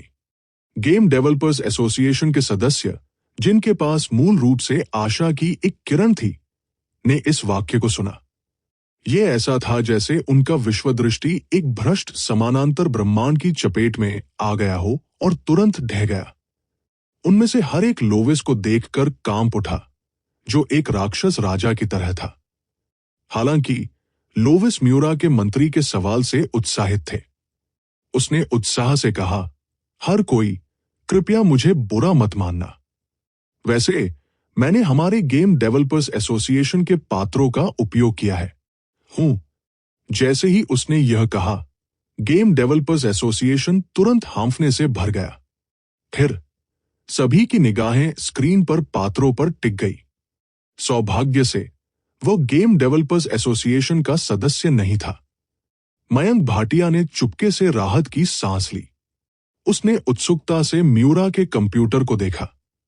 फिर मयंक भाटिया को इसका पछतावा हुआ, क्योंकि उन्होंने वह दृश्य देखा जिसने उनके विश्वदृष्टि को नष्ट कर दिया। ये कहानी एक युवा योद्धा के बारे में थी, जिसके कपड़े नेक्रोमैंसर के काले जादू से पूरी तरह से खराब हो गए थे। वो एक अभिव्यक्ति के साथ जमीन पर गिर गया, जैसे कि उसे उड़ने के लिए भेजा गया हो। वाह, युवा योद्धा, क्या तुम वास्तव में इतने भोले हो कि ये सोचे कि तुम मेरे जादू के लिए एक मैच हो? ये देखते हुए कि तुम मेरे सामने कैसे नग्न हो, क्या तुम मुझे बहकाने की कोशिश कर रहे हो? तब मैं तुम्हें संतुष्ट करूंगा।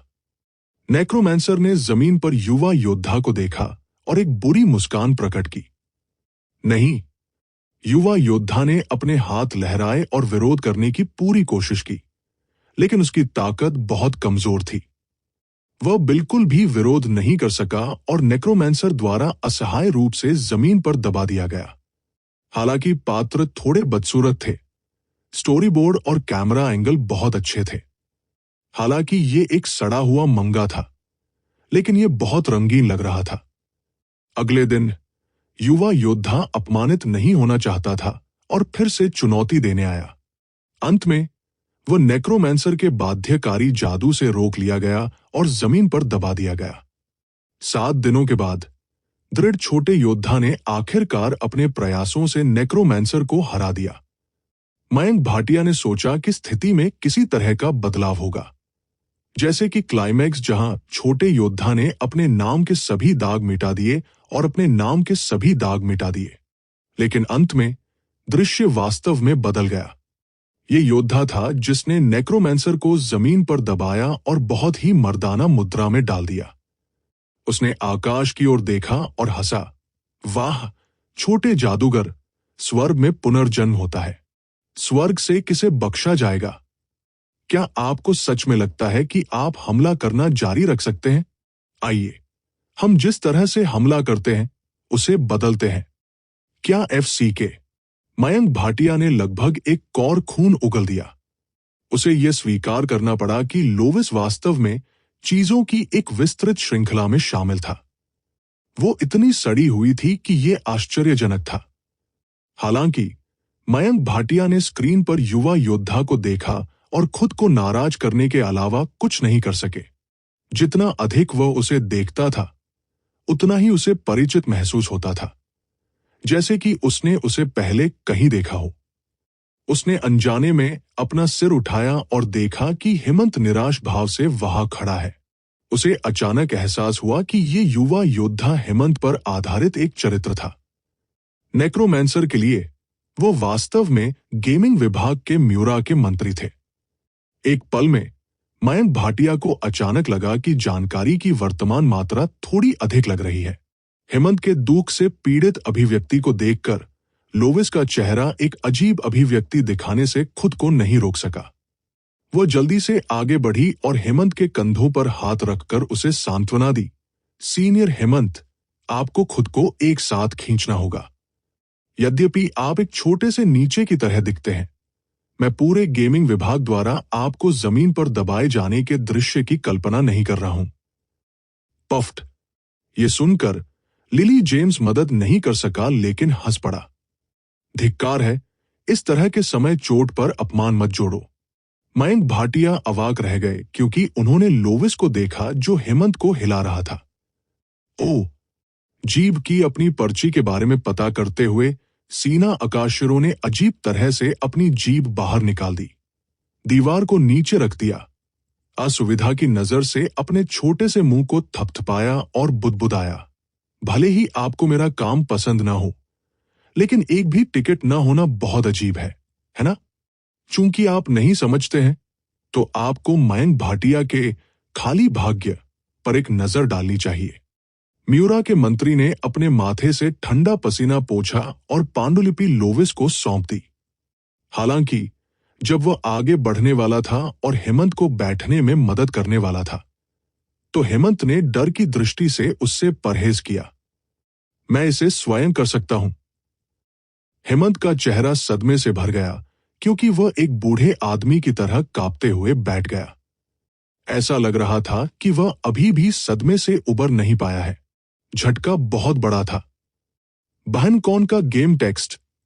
खेल के सामान्य सारांश को देखकर लोविस मदद नहीं कर सका, लेकिन काम की सामग्री को खोलते हुए उसने भौहें चढ़ा दी।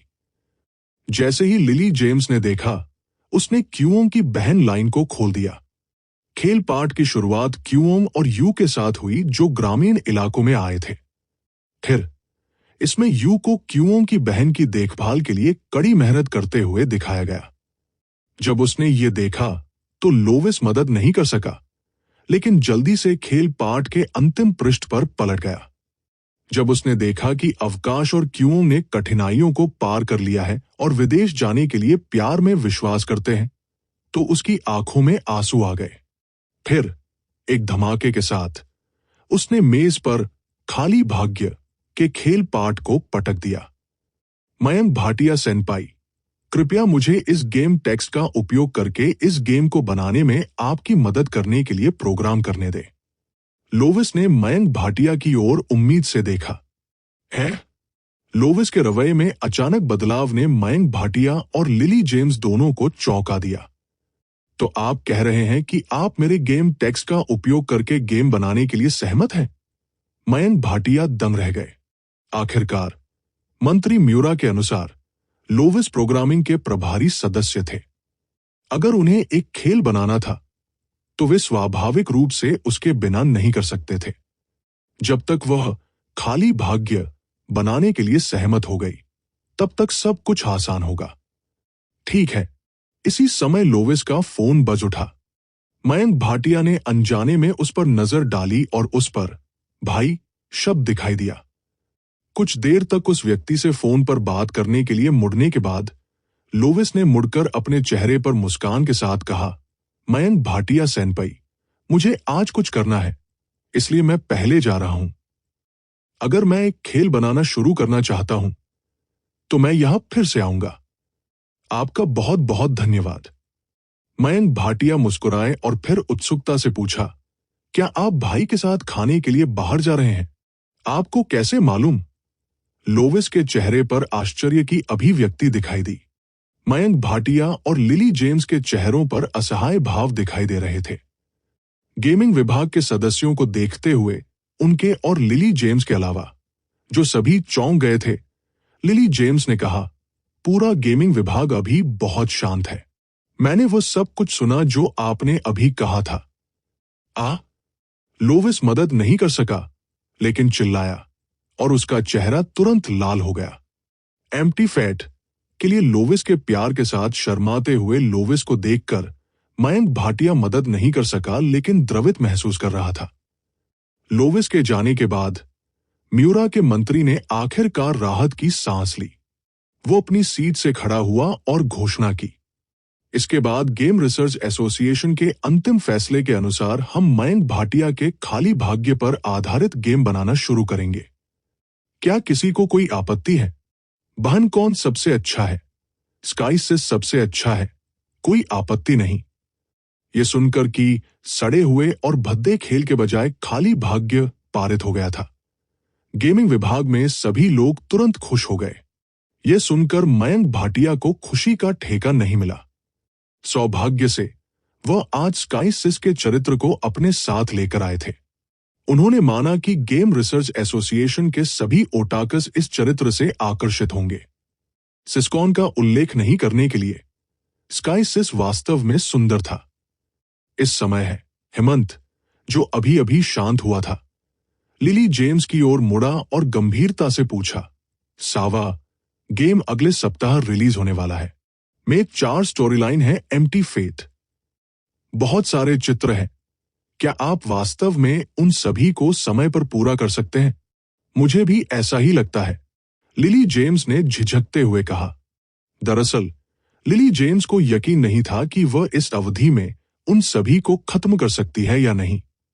हालांकि जब मंगा बनाने की बात आती थी तो योरी हमेशा एक विलंब करने वाली थी और वो अक्सर आखिरी दिन तक ड्राइंग में देरी करती थी। उसने पिछले कुछ दिनों में कुछ मंगा खींचा था। कम से कम वह इसे आखिरी दिन खत्म करने में सक्षम होगी।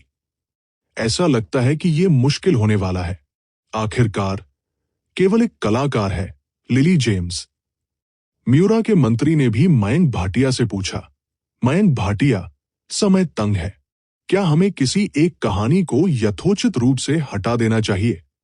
जैसे ही म्यूरा के मंत्री ने यह कहा, मयंक भाटिया के दिमाग में फैंटेसी क्वेस्ट की घंटी बज उठी।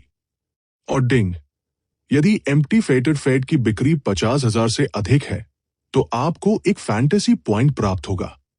फैंटेसी क्वेस्ट को फिर से सक्रिय किया गया था। हालांकि इसने केवल फैंटेसी पॉइंट दिया, यह एम्प्टी फेटेड फेट की बिक्री से संबंधित था। इसके अलावा एक बार जब एम्प्टी फेटेड फेट ने 50,000 प्रतियां बेची तो उनके pen name Twilight Mortal World के तहत अनुयायियों की संख्या में बहुत वृद्धि होगी। इसलिए मयंक भाटिया ने तुरंत म्यूरा के सुझाव को खारिज कर दिया। नहीं, अगर खाली भाग्य में किसी भी कहानी का अभाव है तो ये एक पूर्ण काम नहीं होगा। मैं इस काम को नहीं छोड़ूंगा। दरअसल मयंक भाटिया के पास भी करने के लिए अपने काम थे। आखिरकार एक कहानी को हटाने से यह भी साबित हो गया कि वह अपने पिछले जीवन के काम का सम्मान नहीं करता था। चूंकि उसने इसकी नकल की थी, इसलिए इसे पूरा होना था, चाहे कुछ भी हो। इतने कम समय में म्यूरा के चेहरे पर एक कठिन रंग दिखाई दिया। हालांकि हमें परवाह नहीं है, काशिवागी हिदेकी सेंसेई। स्वाभाविक रूप से मयंक भाटिया लिली जेम्स को खुद से इतने सारे चित्र नहीं बनाने देंगे। जब उसने ये सुना तो वह तुरंत खड़ा हो गया और बोला, निर्देशक, मुझे और लिली जेम्स को बाकी चित्र एक साथ करने दें। मुझे आशा है कि मैं एक रेखा खींच सकता हूं। मयंक भाटिया, क्या आप भी एक चित्रकार हैं? यह वाक्य सुनकर म्यूरा के मंत्री ने अचानक आश्चर्यचकित भाव दिखाया। मूल रूप से वो बहुत आश्चर्यचकित थे कि मयंक भाटिया इतने कम समय में 1,00,000 शब्द लिख सकते थे, लेकिन उन्हें उम्मीद नहीं थी कि मयंक भाटिया भी एक पेंटर होंगे। लिली जेम्स ने मयंक भाटिया की ओर थोड़ा आश्चर्य से देखा। उसे उम्मीद नहीं थी कि मयंक भाटिया, जो हमेशा क्लास में आराम करना और सोना चाहता था, उसकी मदद करने के लिए पहल करेगा। वो मदद नहीं कर सकी लेकिन थोड़ा हिल गया। इसके बारे में सोचने के बाद उसने म्यूरा के मंत्री से कहा, ठीक है, मयंक भाटिया का पेंटिंग कौशल मुझसे कमजोर नहीं है। उनकी मदद से इसे पूरा किया जा सकता है। उनका पेंटिंग कौशल काशी हैदरी शिक्षक से कमजोर नहीं है। म्यूरा के मंत्री इतने आश्चर्यचकित थे कि वह बोल नहीं सके। काशी हैदरी उद्योग में एक प्रसिद्ध मंगा कलाकार थे जिन्हें उन्होंने आमंत्रित किया था। अब जब लिली जेम्स ने कहा कि मयंक भाटिया का पेंटिंग स्किल्स उनसे कमजोर नहीं था, तो क्या इसका मतलब यह नहीं था कि मयंक भाटिया उनसे बेहतर थे? आखिरकार वे दोनों हाई स्कूल के सहपाठी थे, लेकिन मयंक भाटिया हल्के उपन्यास और मंगा दोनों जानते थे। सावा बहुत दयालु है। दरअसल मेरा स्तर अभी भी उससे थोड़ा कम है। यह सिर्फ इतना है कि मैं एम्प्टी फेट का लेखक हूं, इसलिए मैं अपने दिमाग में पात्रों और दृश्यों से अधिक परिचित हूं। मेरे लिए एक रेखा खींचना कोई समस्या नहीं है, मयंक भाटिया ने ईमानदारी से कहा। दरअसल मयंक भाटिया लिली जेम्स की तुलना में तेजी से आकर्षित कर पाते थे। इसका कारण यह था कि उनके दिमाग में किरदारों की यादें थी। उनके पेंटिंग कौशल के साथ मूल खाली भाग्य पात्रों को थोड़े से संशोधन के साथ आकर्षित करना मुश्किल नहीं था। ठीक है, उस स्थिति में हम कल खेल बनाना शुरू कर देंगे। ये कहने के बाद म्यूरा के मंत्री ने गेम डेवलपर्स एसोसिएशन से कुछ मूर्तियां और नोटबुक निकाली और उन्हें गेम डेवलपर्स एसोसिएशन के सदस्यों को वितरित कर दी। मंत्री जी, आप नोटबुक क्यों वितरित कर रहे हैं? म्यूरा के मंत्री के अजीब व्यवहार को देखकर मयंक भाटिया ने आश्चर्य से पूछा। म्यूरा मंत्री की आंखें आंसुओं की 2 पंक्तियों से बह उठीं। बेशक ये मेरे दिल को शांत करने के लिए है। हमारा विश्वदृष्टि लोविस द्वारा लगभग नष्ट कर दिया गया था। Mayank Bhatia, game developers association की बैठक समाप्त हो गई और एम्प्टी फेट को सफलतापूर्वक शॉर्टलिस्ट किया गया।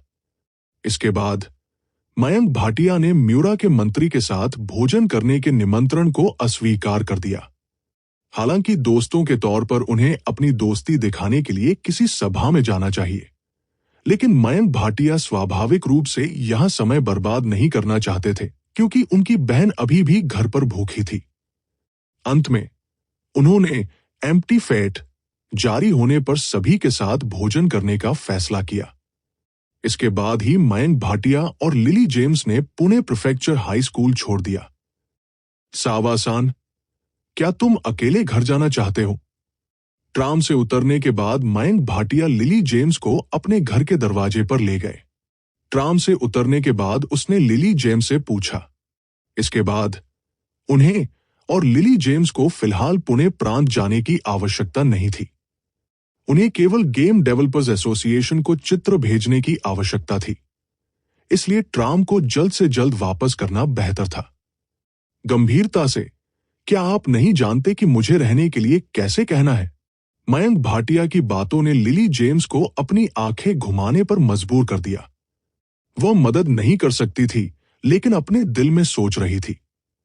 वास्तव में उसने दोपहर से खाना नहीं खाया था।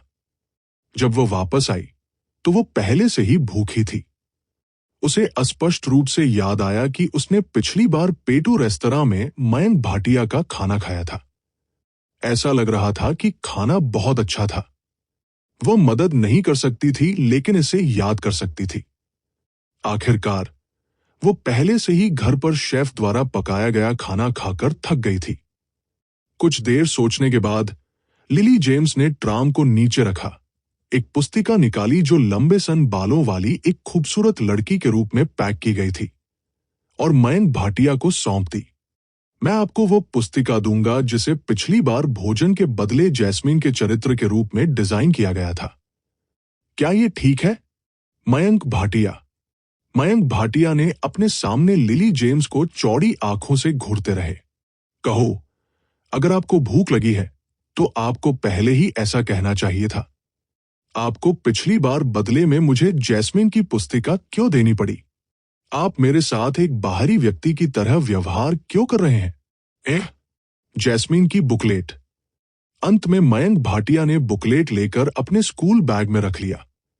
उसने दरवाजा खोला और लिली जेम्स से कहा, अंदर आओ। ऐसा ही होता है कि मैं बाद में अपनी बहन के लिए खाना बनाऊंगा। अगर सावा को कोई आपत्ति नहीं है तो आप अंदर आ सकते हैं और एक साथ खा सकते हैं। जिसकी बात करें तो ये पहली बार था जब लिली जेम्स मयंक भाटिया के घर आई थी। जब उसने 2 मंजिला घर और बाहर से घर की उज्जवल और सुरुचिपूर्ण सजावट देखी तो लिली जेम्स मदद नहीं कर सकी, लेकिन थोड़ा आश्चर्यचकित महसूस किया। भारत में ऐसा घर होना पहले से ही बहुत समृद्ध था। उन्हें उम्मीद नहीं थी कि मयंक भाटिया एक छिपी हुई अमीर दूसरी पीढ़ी होगी। हालांकि उन्हें नहीं पता था कि मयंक भाटिया के माता पिता अब आसपास नहीं हैं। बैठ जाओ, मैं थोड़ी देर में खाना बनाना शुरू करने जा रहा हूं। ये लगभग आधे घंटे में तैयार हो जाना चाहिए। इस बार मयंक भाटिया ने नई प्राप्त रेसिपी में रेमन बनाने की योजना नहीं बनाई थी। इस तरह का व्यंजन केवल ताजा तला हुआ गेहूं, ताजा पिसा हुआ गेहूं का आटा और क्षारीय पानी से ही बनाया जा सकता है। जब उन्हें उम्मीद नहीं थी कि वह इस तरह की रेसिपी बना पाएंगे, तो मयंक भाटिया ने इन सामग्रियों को घर पर तैयार नहीं किया। मयंक भाटिया ने कल पेटू विभाग में जाने और रेमन को आजमाने के लिए कुछ सामग्री लाने का फैसला किया।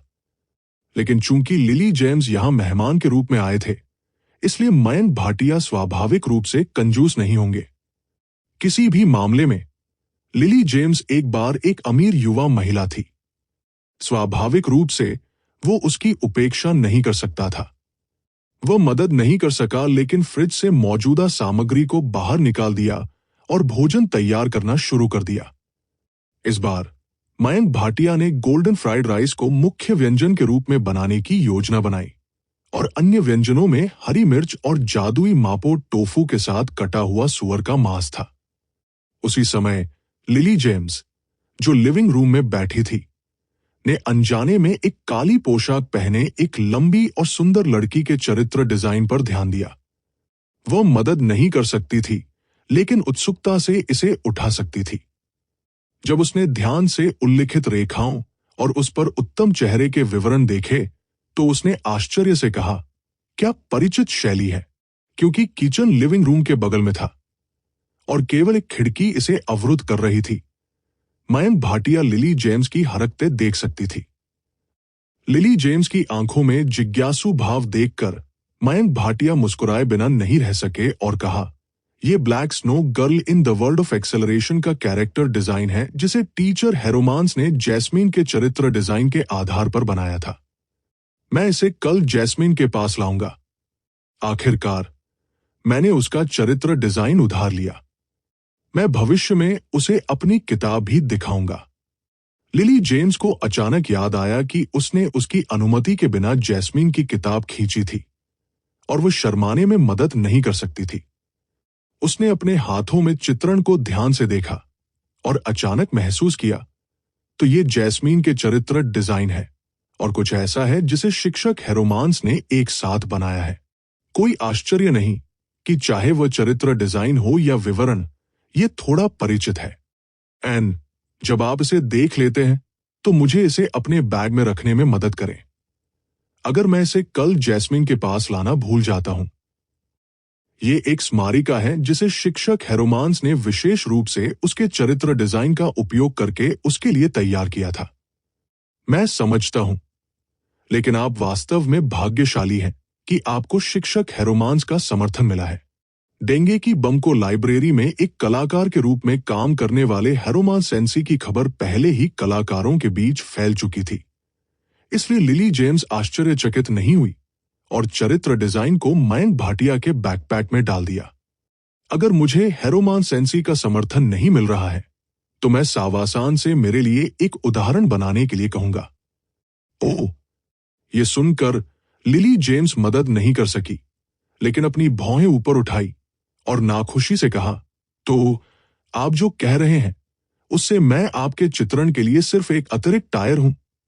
इसीलिए सावासान, आपके विचार बहुत चरम हैं। आप इसके बारे में अधिक सोच रहे हैं। मयंक भाटिया ने अपनी आंखें घुमाई और रसोई में खाना बनाते हुए उन्होंने कहा, किसी भी मामले में ये संपादक कागुराज का थे जिन्होंने मुझे सबसे पहले शिक्षक हेरोमान सेंसे से मिलवाया था, और आपने खेल विभाग के चरित्र डिजाइन को भी स्वीकार कर लिया है, इसलिए आपके पास मेरे लिए एक चित्रण बनाने का समय नहीं है ना? यदि आप कहते हैं कि मुझे इसकी आवश्यकता है, तो मैं कम उपन्यास और किताबें पढ़ने के लिए कुछ समय निकालूंगा। भले ही मुझे खेती करनी पड़े, मैं इसे आपके लिए खींचूंगा। आखिरकार आपने मेरी बहुत मदद की है। लिली जेम्स का चेहरा लाल हो गया और वह नाखुशी से बुदबुदाया। वो ये नहीं जानती थी कि जैसे ही उसने ये शब्द कहे, मयंक भाटिया के दिमाग में एक सिस्टम नोटिफिकेशन गूंज उठा।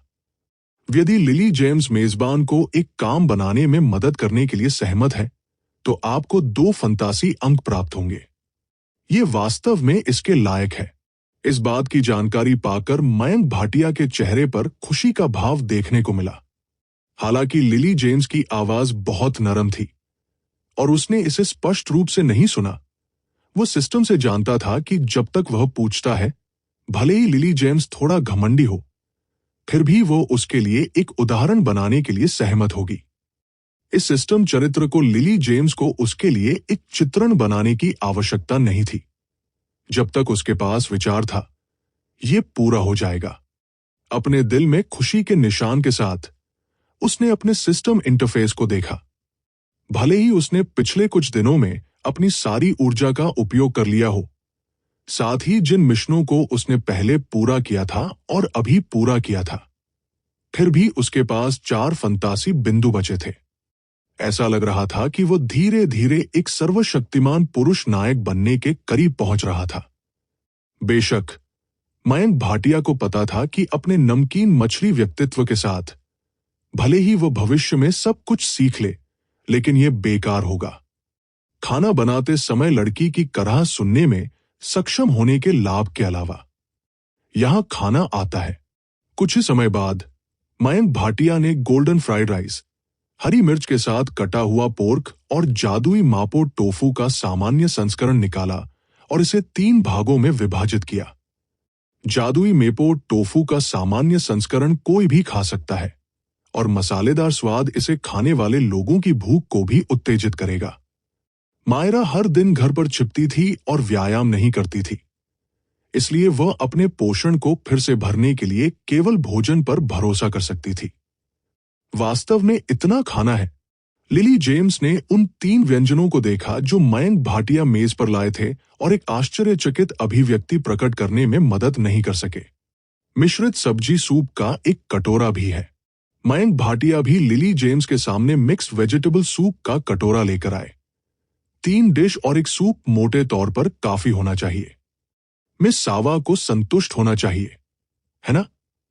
बहुत बहुत धन्यवाद, मयंक भाटिया सहपाठी। अगर ये आपके लिए नहीं होता तो मैं भूखा मर जाता। उसके सामने स्वादिष्ट भोजन को देखते हुए लिली जेम्स ने एक चम्मच पकड़ा, गहराई से सूंघा और उत्साह से कहा। मयंक भाटिया ने अपनी आंखें घुमाई। आओ और स्वाद लो। ये एक चीनी व्यंजन है जिसे मैंने सावधानी से तैयार किया है। मयंक भाटिया ने एक अपने लिए और एक लिली जेम्स के लिए लाया। वे दोनों मेज पर थे और वो लिली जेम्स को देखकर मुस्कुराया। ठीक है, जिसके बारे में बोलते हुए मैंने लगभग सभी भारतीय व्यंजन खा लिए हैं। मैं लंबे समय से चीनी व्यंजनों का स्वाद लेना चाहता था। लिली जेम्स ने खुशी से कहा। ऊपर देखने पर उसने देखा कि मयंक भाटिया एक डिश लेकर सीढ़ियों पर आ रहे हैं। वो मदद नहीं कर सकी, लेकिन आश्चर्य से पूछ सकी, तुम क्या कर रहे हो? क्या मैंने पहले नहीं कहा था कि मैं अपनी बहन के लिए खाना बनाने जा रहा हूं? बेशक, मैं खाना बनाऊंगा और उसे भेजूंगा। मुझे मत बताओ कि तुम इसे इतनी जल्दी भूल गए। मैं इतना भुलक्कड़ नहीं हूं। लिली जेम्स ने नाखुशी से अपने दांत पीस लिए। उसकी नीली आंखों में आश्चर्य का एक संकेत चमक उठा। उसने पूछा, मैं बस थोड़ा उत्सुक हूं। क्या तुम्हारी बहन खाने नहीं आएगी? अगर वो बहादुरी से नीचे जा सकती है तो मैं आराम कर सकता हूं। ऊपर बंद दरवाजे पर नजर डालते हुए मयंक भाटिया ने बेबसी से आह भरी। वह केवल लिली जेम्स को मायरा की स्थिति के बारे में सच्चाई बता सकता था। वो केवल जूनियर हाई स्कूल में है, लेकिन वह बाहर नहीं जाती है। लिली जेम्स ने भौहें चढ़ा दी।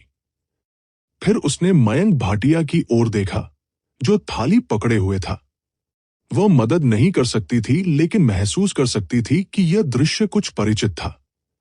अचानक लिली जेम्स का दिल हिल गया। उसने अपनी आंखें चौड़ी कर मयंक भाटिया से कहा, अरे नहीं, आपकी एक बहन है। क्या आपका कथानक ये नहीं है कि आप हमेशा खाली भाग्य में अपनी बहन की देखभाल करते हैं? ये उसकी बहन मायरा की वजह से है कि मैंने खाली भाग्य की साजिश के बारे में सोचा। मयंक भाटिया फूट फूट कर मुस्कुराए। हालांकि खाली भाग्य उनके द्वारा नहीं लिखा गया था, लेकिन यह सच था कि उन्होंने मायरा की वजह से खाली भाग्य के बारे में सोचा था। क्योंकि मेरी बहन ने खाली भाग्य के बारे में सोचा। यह सुनकर लिली जेम्स ने मयंक भाटिया की तरफ अजीब भाव से देखा। उसने तिरस्कार की दृष्टि से उसकी ओर देखा और कहा, मुझे मत बताओ कि तुम्हारे पास एक बहन है। क्या आप सुनिश्चित हैं कि ये आपकी बहन है जो कमरे से बाहर नहीं निकलती है, और आपने उसे हर दिन एसएम खेलने के लिए कमरे में बंद नहीं किया जब हमारे माता पिता घर पर नहीं होते हैं? कहने का तात्पर्य यह है कि मेरे परिवार के मामलों के बारे में इस तरह की गलतफहमी पैदा करने के लिए अपने दिल में साजिश का उपयोग न करें। मयंक भाटिया को नहीं पता था कि हंसना है या रोना है। चित्रकार की कल्पना वास्तव में आम लोगों की तुलना में नहीं थी। हालांकि उनकी साजिश भाग्य की स्वतंत्र इच्छा के समान थी। ये उनकी धर्मभान थी। उन्होंने कहा, एम्प्टी फेटेड लव जैसा सिस्कॉन उपन्यास लिखने के लिए आपको किसने कहा? इसके अलावा भले ही अब कुछ नहीं हुआ, कौन जानता है कि भविष्य में आपके मन में अपनी बहन के लिए भावनाएं होंगी या नहीं? लिली जेम्स शर्मा गई। तो फिर आपके सिद्धांत के अनुसार आपने जैस्मीन की किताब खींची, जिसका मतलब है कि आपके मन में जैस्मीन के लिए भावनाएं हैं। क्या आपका दिल वास्तव में एक समलैंगिक है? उन्होंने कहा। मयंक भाटिया अवाक रह गए। ये स्पष्ट रूप से समान नहीं है, ठीक है? लिली जेम्स ने अपनी भौहें उठाई और नाखुशी से जवाब दिया, मैंने केवल सामग्री प्राप्त करने के लिए जैस्मीन की तलाश की, और मेरे पास कोई अन्य विचार नहीं है। मेरे घर पर एक बहन है, निश्चित रूप से भाग्य की स्वतंत्र इच्छा के लिए सामग्री प्राप्त करने के लिए। अपने अजीब विचारों में मत घुलना। मयंक भाटिया ने बस ऊपर के कमरे की ओर इशारा किया और कहा, क्या तुम मेरे साथ ऊपर जाकर देखना चाहते हो? ओह! लिली जेम्स ने सीढ़ियों पर नजर डाली और मयंक भाटिया को सतर्कता से देखा। उसने गर्व से कहा, इसे भूल जाओ। मुझे यकीन नहीं है कि जब मैं ऊपर जाऊंगा तो आपकी बहन के सबूतों को छिपाने के लिए तुम्हारे जैसा अपराधी मेरे खिलाफ साजिश नहीं करेगा। उस समय मुझे दौड़ने में बहुत देर हो चुकी होगी। यहां तक कि अगर आप जेल जाने से डरते नहीं हैं, तो मुझे डर है कि मैं भविष्य में शादी नहीं कर पाऊंगा। आप इसे ऐसे कहते हैं जैसे कि आप अब दौड़ सकते हैं। यदि आप बाद में दवा का प्रभाव नहीं देख सकते हैं, तो मैं हार जाऊंगा। मयंक भाटिया ने अपनी आंखें घुमाईं और लिली जेम्स के साथ बहस करने के लिए बहुत आलसी थे। वह ट्रे के साथ ऊपर गया, ट्रे को दरवाजे पर रखा और दरवाजा खटखटाया। मायरा, मैंने खाना पकाया है और दरवाजे पर रख दिया है। आप बाद में आ सकते हैं और इसे ले सकते हैं। इसके बाद अंदर से कोई प्रतिक्रिया नहीं आई। मयंक भाटिया केवल नीचे जा सकते थे। ऐसा लग रहा था कि वह केवल भविष्य में त्वरित दुनिया की आधिकारिक बिक्री की प्रतीक्षा कर सकता है और फिर मायरा को बहादुरी से दरवाजे से बाहर निकलने देने का एक कारण ढूंढ सकता है। क्या आपने इसे ऊपर भेजा है? मयंक भाटिया को नीचे आते देख लिली जेम्स ने सिर उठाकर पूछा। हाँ, मयंक भाटिया ने सिर हिलाया और लिली जेम्स की ओर देखा, जो बिना खाए टेबल पर बैठी थी। वो मदद नहीं कर सका, लेकिन असमंजस में पूछा, क्या तुम्हें भूख नहीं है? तुम क्यों नहीं खाते हो? बेशक, मैं तुम्हारा इंतजार कर रहा हूं। आखिर मैं भी आपके घर का मेहमान हूं। आपने अभी तक खाना नहीं खाया है।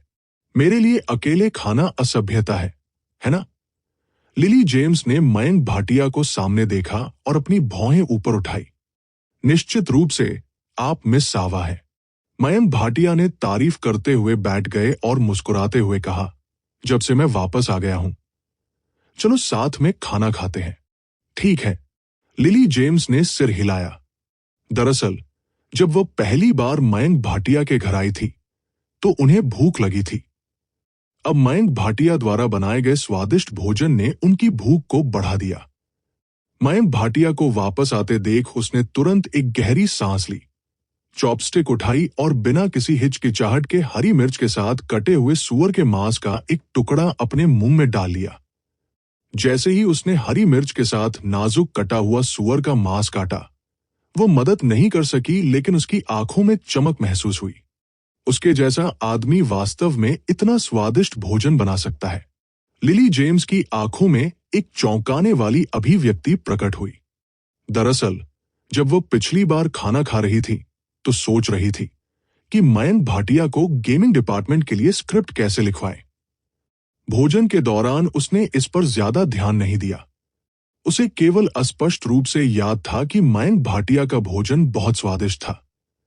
आज मयंक भाटिया के भोजन का स्वाद चखने के बाद वो आखिरकार समझ गई कि पेटू विभाग में हर दिन ग्राहकों की अंतहीन धारा क्यों होती है। ऐसा इसलिए था क्योंकि उनके परिवार के शेफ द्वारा बनाया गया खाना भी मयंक भाटिया द्वारा बनाए गए भोजन की तुलना नहीं कर सकता था। ये स्वादिष्ट है। लिली जेम्स ने चम्मच उठाया और एक और चम्मच गोल्डन फ्राइड राइस को अपने मुंह में लिया और एक उत्साहित मुस्कान के साथ कहा, धीरे धीरे खाएं, सावधान रहें कि घुट न जाए। एक कौर सूप पियो। लिली जेम्स की तारीफ सुनकर मयंक भाटिया मुस्कुराए और मिक्स वेजिटेबल सूप को लिली जेम्स की तरफ धकेल दिया। धन्यवाद। लिली जेम्स का चेहरा लाल हो गया। उसने मिश्रित सब्जी का सूप लिया और एक चम्मच अपने मुंह में डाल लिया। सुगंधित स्वाद ने उसके दिल को हिला दिया। मयंक भाटिया को देखते ही उसकी खूबसूरत आंखों में आश्चर्य का भाव चमक उठा। हालांकि ये बेवकूफ हमेशा सपाट छाती वाले होने के लिए उसका मजाक उड़ाता था। एक निश्चित दृष्टिकोण से वो वास्तव में कोमल था और जानता था कि लोगों की देखभाल कैसे करनी है। जब से वे मिले थे तब से लेकर अब तक मयंक भाटिया ने कभी किसी को नहीं बताया था कि वो काशी हैदरी है। जब वो हीट स्ट्रोक से पीड़ित थी तो उसने न केवल उसे बचाने के लिए सब कुछ जोखिम में डाल दिया, बल्कि वो खेल के लिए एक स्क्रिप्ट लिखने के लिए पुणे प्रांत भी उसके साथ गया। अपने घर में मेहमान के रूप में उसका स्वागत करने के लिए उसने ऐसा स्वादिष्ट भोजन भी बनाया। उसे यह स्वीकार करना पड़ा कि यह आदमी अपने माता पिता के अलावा अब तक का सबसे अधिक देखभाल करने वाला लड़का था। एक आधुनिक लड़के के रूप में वो वास्तव में बुरा नहीं था। यहां हम फिर से चलते हैं। हालांकि लिली जेम्स ने इस बात पर ध्यान नहीं दिया कि इस समय मयंक भाटिया उन्हें देख रहे थे। लिली जेम्स को देखकर जो खाना और हांफना बंद नहीं कर सका, मयंक भाटिया मदद नहीं कर सका, लेकिन अपनी आंखें घुमा ली। जिसके बारे में बोलते हुए रास्ते में कई लड़कियां उनके खाना पकाने के कौशल से हार गई थी। ऐसा लग रहा था कि मेडिसिन किंग के रूप में उनकी उपाधि की वास्तव में पुष्टि हो गई थी। हालांकि अपने सामने हांफती सुंदरी को सुनकर मयंक भाटिया थोड़ा अवाक रह गए। सौभाग्य से उसने अपनी बहन के कपड़े धोए थे और उसे कुछ आत्मनियंत्रण वाला व्यक्ति माना जाता था। अगर कोई और होता तो शायद उसे कई बार जेल भेजा जाता। हालांकि वो शायद जेल नहीं जाएगा। आखिरकार इसे अपराधी द्वारा पहल करने के रूप में नहीं माना जाना चाहिए, है ना? सटीक होने के लिए ये लिली जेम्स ही थी जिसने उसे सबसे पहले लुभाया था। मैंने खाना खा लिया है। आपके आतिथ्य के लिए धन्यवाद। थोड़ी देर बाद 3 व्यंजन और एक सूप सभी लिली जेम्स द्वारा समाप्त हो गए। लिली जेम्स ने चॉपस्टिक को मेज पर रखा और मयंक भाटिया को धन्यवाद देने के लिए अपने हाथों को एक साथ जोड़ लिया। हालांकि जब लिली जेम्स ने देखा कि मयंक भाटिया ने अपने कटोरे में गोल्डन फ्राइड राइस के केवल कुछ कौर खाए हैं, तो वह दंग रह गई। उसने पूछा, मयंक भाटिया, तुम खाना क्यों नहीं खा रहे हो? बकवास, हर समय उसकी हांफते हुए सुनना। अगर ये आप होते तो क्या आप इसे खा पाते? मयंक भाटिया ने अपनी आंखें घुमाई। हालांकि उसने स्वाभाविक रूप से इस वाक्य को जोर से कहने की हिम्मत नहीं की। आखिरकार वो लिली जेम्स के पोनीटेल चॉप को फिर से आजमाना नहीं चाहता था। वो केवल इतना कह सकता था, मुझे अभी भूख नहीं लगी है। क्या ऐसा है? फिर यह अफसोस की बात है कि ऐसा स्वादिष्ट भोजन बर्बाद हो जाता है। लिली जेम्स ने थोड़ी निराशा के साथ आह भरी। फिर उसने सोफे से अपना बैकपैक उठाया और खिड़की से धीरे धीरे अंधेरे होते आकाश को देखा। वो मुस्कुराई और बोली, मयंक भाटिया, देर हो रही है, मुझे पहले वापस जाना होगा। ठीक है, सावा सहपाठी, क्या आपको मुझे आपको सवारी देने की जरूरत है? मयंक भाटिया एक पल के लिए झिझके और पूछा। आखिर बाहर थोड़ा अंधेरा था। लिली जेम्स एक खूबसूरत लड़की थी। क्या उसके लिए रात में अकेले चलना थोड़ा खतरनाक नहीं होगा? चिंता मत करो, वैसे भी आपका घर मेरे घर से ज्यादा दूर नहीं है। मैं जल्द ही कार से घर आऊंगा। ठीक है, क्या वो प्यारी नहीं है जब वो सुंदरी नहीं है? मयंक भाटिया ने लिली जेम्स की ओर देखा, जो सड़क पर साइकिल चला रही थी, और मुस्कुराए बिना नहीं रह सके। घर लौटने के बाद डिनर के बाद मयंक भाटिया ने घर और किचन की साफ सफाई की। उन्होंने खाली भाग्य के लिए रिया की लाइन तैयार करने के लिए ड्राइंग टूल की खोज शुरू कर दी। आखिरकार रिया के बारे में लिली जेम्स की समझ उतनी अच्छी नहीं थी, इसलिए ये रेखा खींचना उनके लिए सबसे उपयुक्त था। मायरा द्वारा हटाए गए ड्राइंग टूल को पकड़कर मयंक भाटिया थोड़ा अवाक था। मायरा ने जिस टैबलेट का इस्तेमाल किया उसकी कीमत 1,00,000 रुपए थी, लेकिन उसने उन चीजों का इस्तेमाल किया जिन्हें मायरा ने खत्म कर दिया था। एक मायने में क्या इसका मतलब यह था कि उसका वेतन उसकी 13 वर्षीय गॉड सिस्टर के बराबर भी नहीं था? बेशक ऐसा नहीं था कि मायरा के बचे हुए ड्राइंग टूल का उपयोग करना आसान नहीं था, लेकिन वे अपेक्षाकृत पुराने थे। मंगा बनाने के लिए उन्हें कंप्यूटर से कनेक्ट करना कोई समस्या नहीं थी। मयंक भाटिया ने कुछ ही दिनों के लिए मंगा तकनीक में महारत हासिल की थी। उन्होंने एक ब्रश पकड़ा और ड्राइंग बोर्ड पर रिया इकारी के चरित्र के विवरण को ध्यान से रेखांकित किया। मंगा विभाग में पिछली बार के अलावा यह पहली बार था जब उन्होंने वास्तव में मंगा बनाना शुरू किया था। जैसे ही ब्रश ड्राइंग बोर्ड पर चला गया, ड्राइंग बोर्ड पर एक निकटपूर्ण और सुंदर मंगा चरित्र दिखाई दिया। यह एहसास बहुत अद्भुत था, जैसे कि उसने खुद एक चरित्र डिजाइन बनाया हो। मयंक भाटिया ने रेखाओं और विवरणों को स्केच करने की भावना का आनंद लिया, जिसके बारे में बोलते हुए कभी कभी एक हल्के उपन्यास से मंगा में बदलना वास्तव में अच्छा लगा। TSK टीस्पून, TSK रिया के स्तन। उनके द्वारा खींची गई पहली ड्राइंग को देखकर मयंक भाटिया के चेहरे पर एक संतुष्ट मुस्कान आ गई और उन्होंने दूसरा चित्र बनाना शुरू कर दिया। जब वह चित्र बना रहे थे, मयंक भाटिया ने खाली भाग्य को याद करने के लिए सिस्टम का इस्तेमाल किया। उनके दिमाग में पात्रों का प्रोटोटाइप था, इसलिए एरिरी की तुलना में उनके लिए चित्र बनाना अधिक सुविधाजनक था। जब वह 1/3 काम कर चुके थे तो मयंक भाटिया ने समय देखा और थोड़ा थका हुआ महसूस किया, इसलिए वह स्नान करने गए, बिस्तर पर लेट गए और गेम हेलमेट पहन लिया। एसओ के गेमिंग हेलमेट का डिजाइन बहुत अच्छा था। जब खिलाड़ी हेलमेट पहनता है और बिस्तर पर लेट जाता है तो यह हल्की नींद की स्थिति में प्रवेश करने के बराबर था। इसलिए खिलाड़ी हर दिन सोने से पहले खेल खेल सकता था और अगले दिन भी वे बहुत ऊर्जावान होंगे। आखिरकार वो एसओ में हत्सुने के अकेले होने के बारे में चिंतित था। हाय काली बिल्ली। ऑनलाइन होने के बाद मयंक भाटिया ने हत्सुने के निर्देशों का पालन किया और भूल भुलैया क्षेत्र में आगे जहां काली बिल्ली थी, उसने उस काली बिल्ली का अभिवादन किया जो राक्षसों का शिकार कर रही थी। आप पूरे दिन के लिए ऑनलाइन नहीं हैं। क्या आप अंततः ऑनलाइन आने के लिए तैयार हैं? काली बिल्ली ने मुड़कर नहीं देखा। उसने अपने छोटे पीले हाथों से भाले को पकड़ लिया। एक चिल्लाहट के साथ भाले की तेज नोक हवा में घुस गई, सीधे राक्षस के शरीर को छेद रही, जिसके एचपी का केवल एक चौथाई हिस्सा बचा था। पूरे राक्षस का एचपी शून्य हो गया था और ये टुकड़ों में बिखर गया था। आपको पता होना चाहिए कि मैं इतनी देर से ऑनलाइन क्यों हूं, है ना? छात्र लूली। मयंक भाटिया ने अपनी आंखें सिकोड़ ली और मुस्कुराते हुए काली बिल्ली की ओर देखा। उसने सीधे उस काली बिल्ली का नाम बताया जो उसने हेमंत से सुना था। वैसे भी उसने आज काली बिल्ली को देखा और काली बिल्ली ने उसे देखा, इसलिए अब गूंगा खेलने की कोई जरूरत नहीं थी। उसे यकीन था कि काली बिल्ली इस समय पुणे प्रांत के स्कूल में पढ़ रही है। ये वाक्य सुनकर काली बिल्ली का चेहरा लाल हो गया। हम्फ, नश्वर, तुम वास्तव में मेरा नाम जानते हो। ऐसा लगता है कि तुम सरल नहीं हो।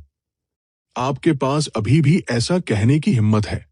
आप हर दिन मेरे घर खाना खाने आते हैं, लेकिन जब आप मुझे देखते हैं तो आप मेरा अभिवादन भी नहीं करते हैं। मयंक भाटिया ने अपनी आंखें घुमाई।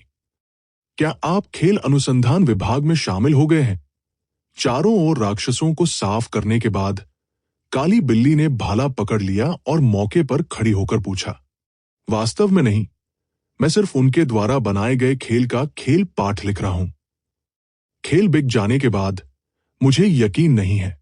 मयंक भाटिया ने सच कहा। आप गेम रिसर्च डिपार्टमेंट में शामिल हो गए हैं जिसने उस तरह का खेल बनाया है। काली बिल्ली ने भौहें सिकोड़ ली और निर्दयी स्वर में कहा, जो खेल मैंने पहले गेम रिसर्च डिपार्टमेंट में खेला था वो उच्चतम कठिनाई स्तर था जिसे गेम डायरेक्टर भी पास नहीं कर सका। मुझे वास्तव में कहना होगा कि ये कचरे का एक टुकड़ा था। यदि आप अपने द्वारा निर्धारित कठिनाई स्तर को भी पार नहीं कर सकते हैं, भले ही आप टीएस खेलना चाहते हो, तो आपको उच्चतम स्कोर प्राप्त करना होगा। टीएस का धोखाधड़ी से कोई लेना देना नहीं था। यह सबसे तेज स्तर को पूरा करने और उच्चतम स्कोर प्राप्त करने के लिए गेम फ्रेम को संचालित करने के लिए कंप्यूटर पर सिम्युलेटर सॉफ्टवेयर का उपयोग कर रहा था। मयंक भाटिया म्यूरा के मंत्री द्वारा किए गए घटिया खेल के बारे में थोड़ा अवाक था, लेकिन वह पहले से ही काली बिल्ली की जहरीली जीभ के बारे में जानता था। आखिरकार काली बिल्ली के व्यक्तित्व के साथ ये निश्चित रूप से खड़ा होगा और अनगिनत बग वाले खेल की आलोचना करेगा।